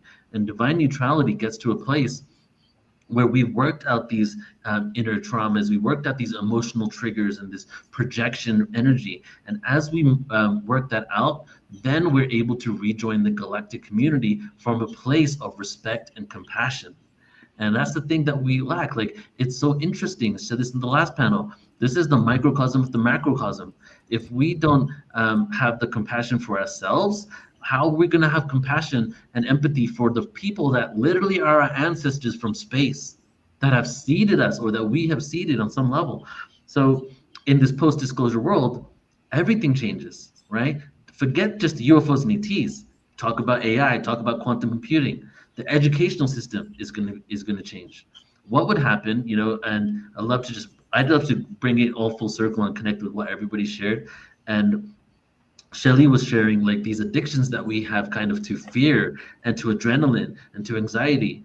And guys, I literally, like, for the first 10 years of Portal to Ascension was completely built on anxiety, to be quite honest. I was always told I wasn't good enough. I was always told I wasn't worthy. I was always told that I'll never be anything, even though my parents wanted me to be everything. So what did I do? I completely just kept trying to create and create and create from a place of anxiety that I needed to keep going into the future and building, because I wanted an unforeseen father figure out there to tell me that I was worthy enough, right? So I kept doing all of this stuff, and so much so that I didn't even know what it meant to be productive without anxiety. I didn't know what that meant. And I remember after some Vipassana stuff, 10-day meditation, some plant medicine ceremonies, I lost all ability to be productive. Why? Anxiety went. I couldn't perform anymore. I couldn't do things.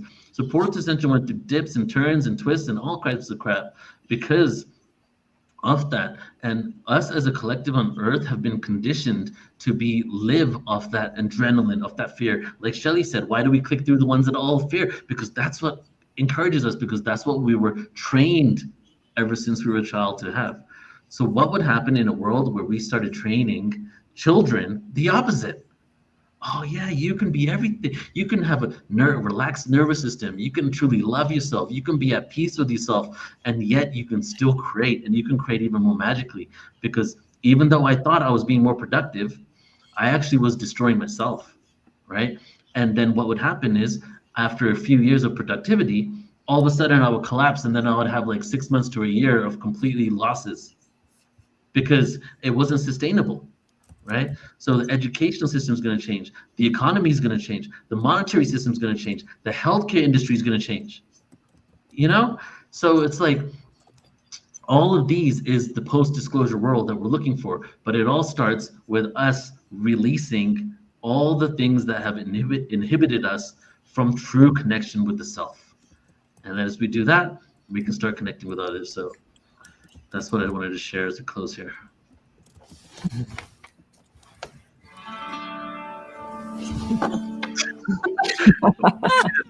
Thank you. Yay.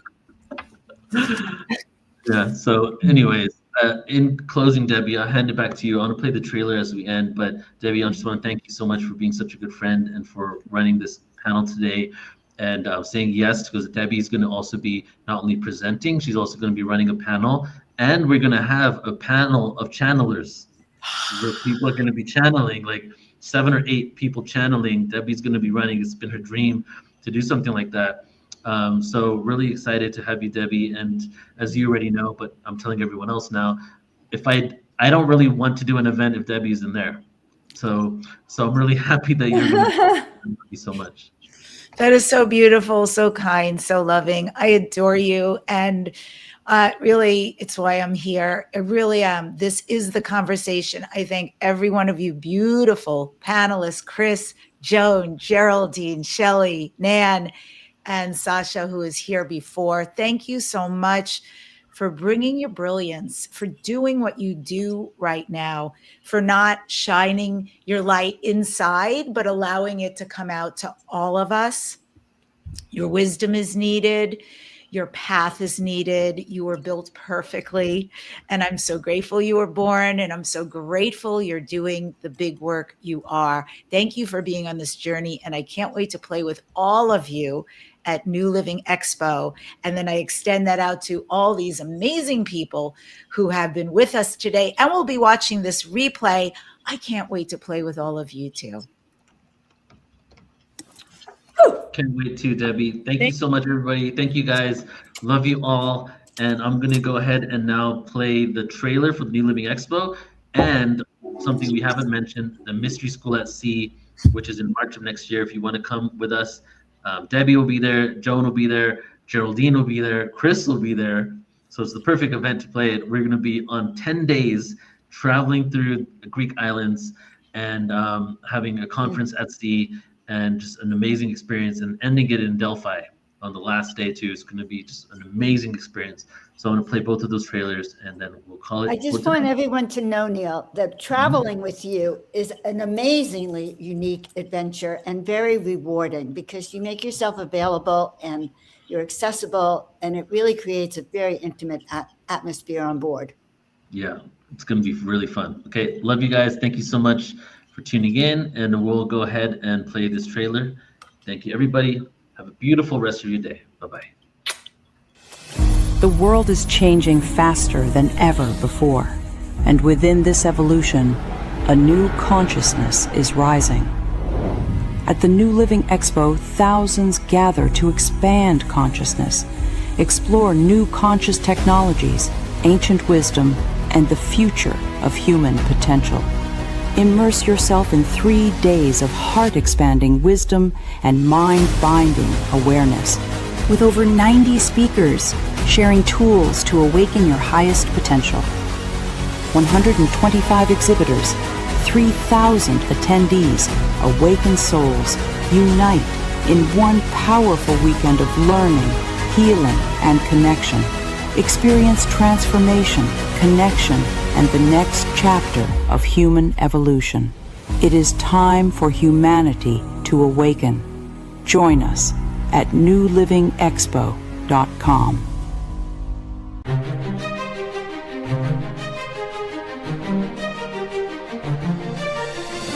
Portal to Ascension proudly presents the second annual conference at sea. Step aboard the Celebrity Infinity for Mystery School at Sea, an extraordinary 10-day voyage through the mystical lands of ancient Greece and Turkey, sailing from March 20th to 30th, 2026. Journey through the sacred sites of the ancients, Nafplio, Heraklion, Rhodes, Kavala, Thessaloniki, Ephesus, Athens, and more, where cosmic wisdom, lost civilizations, and divine knowledge converge.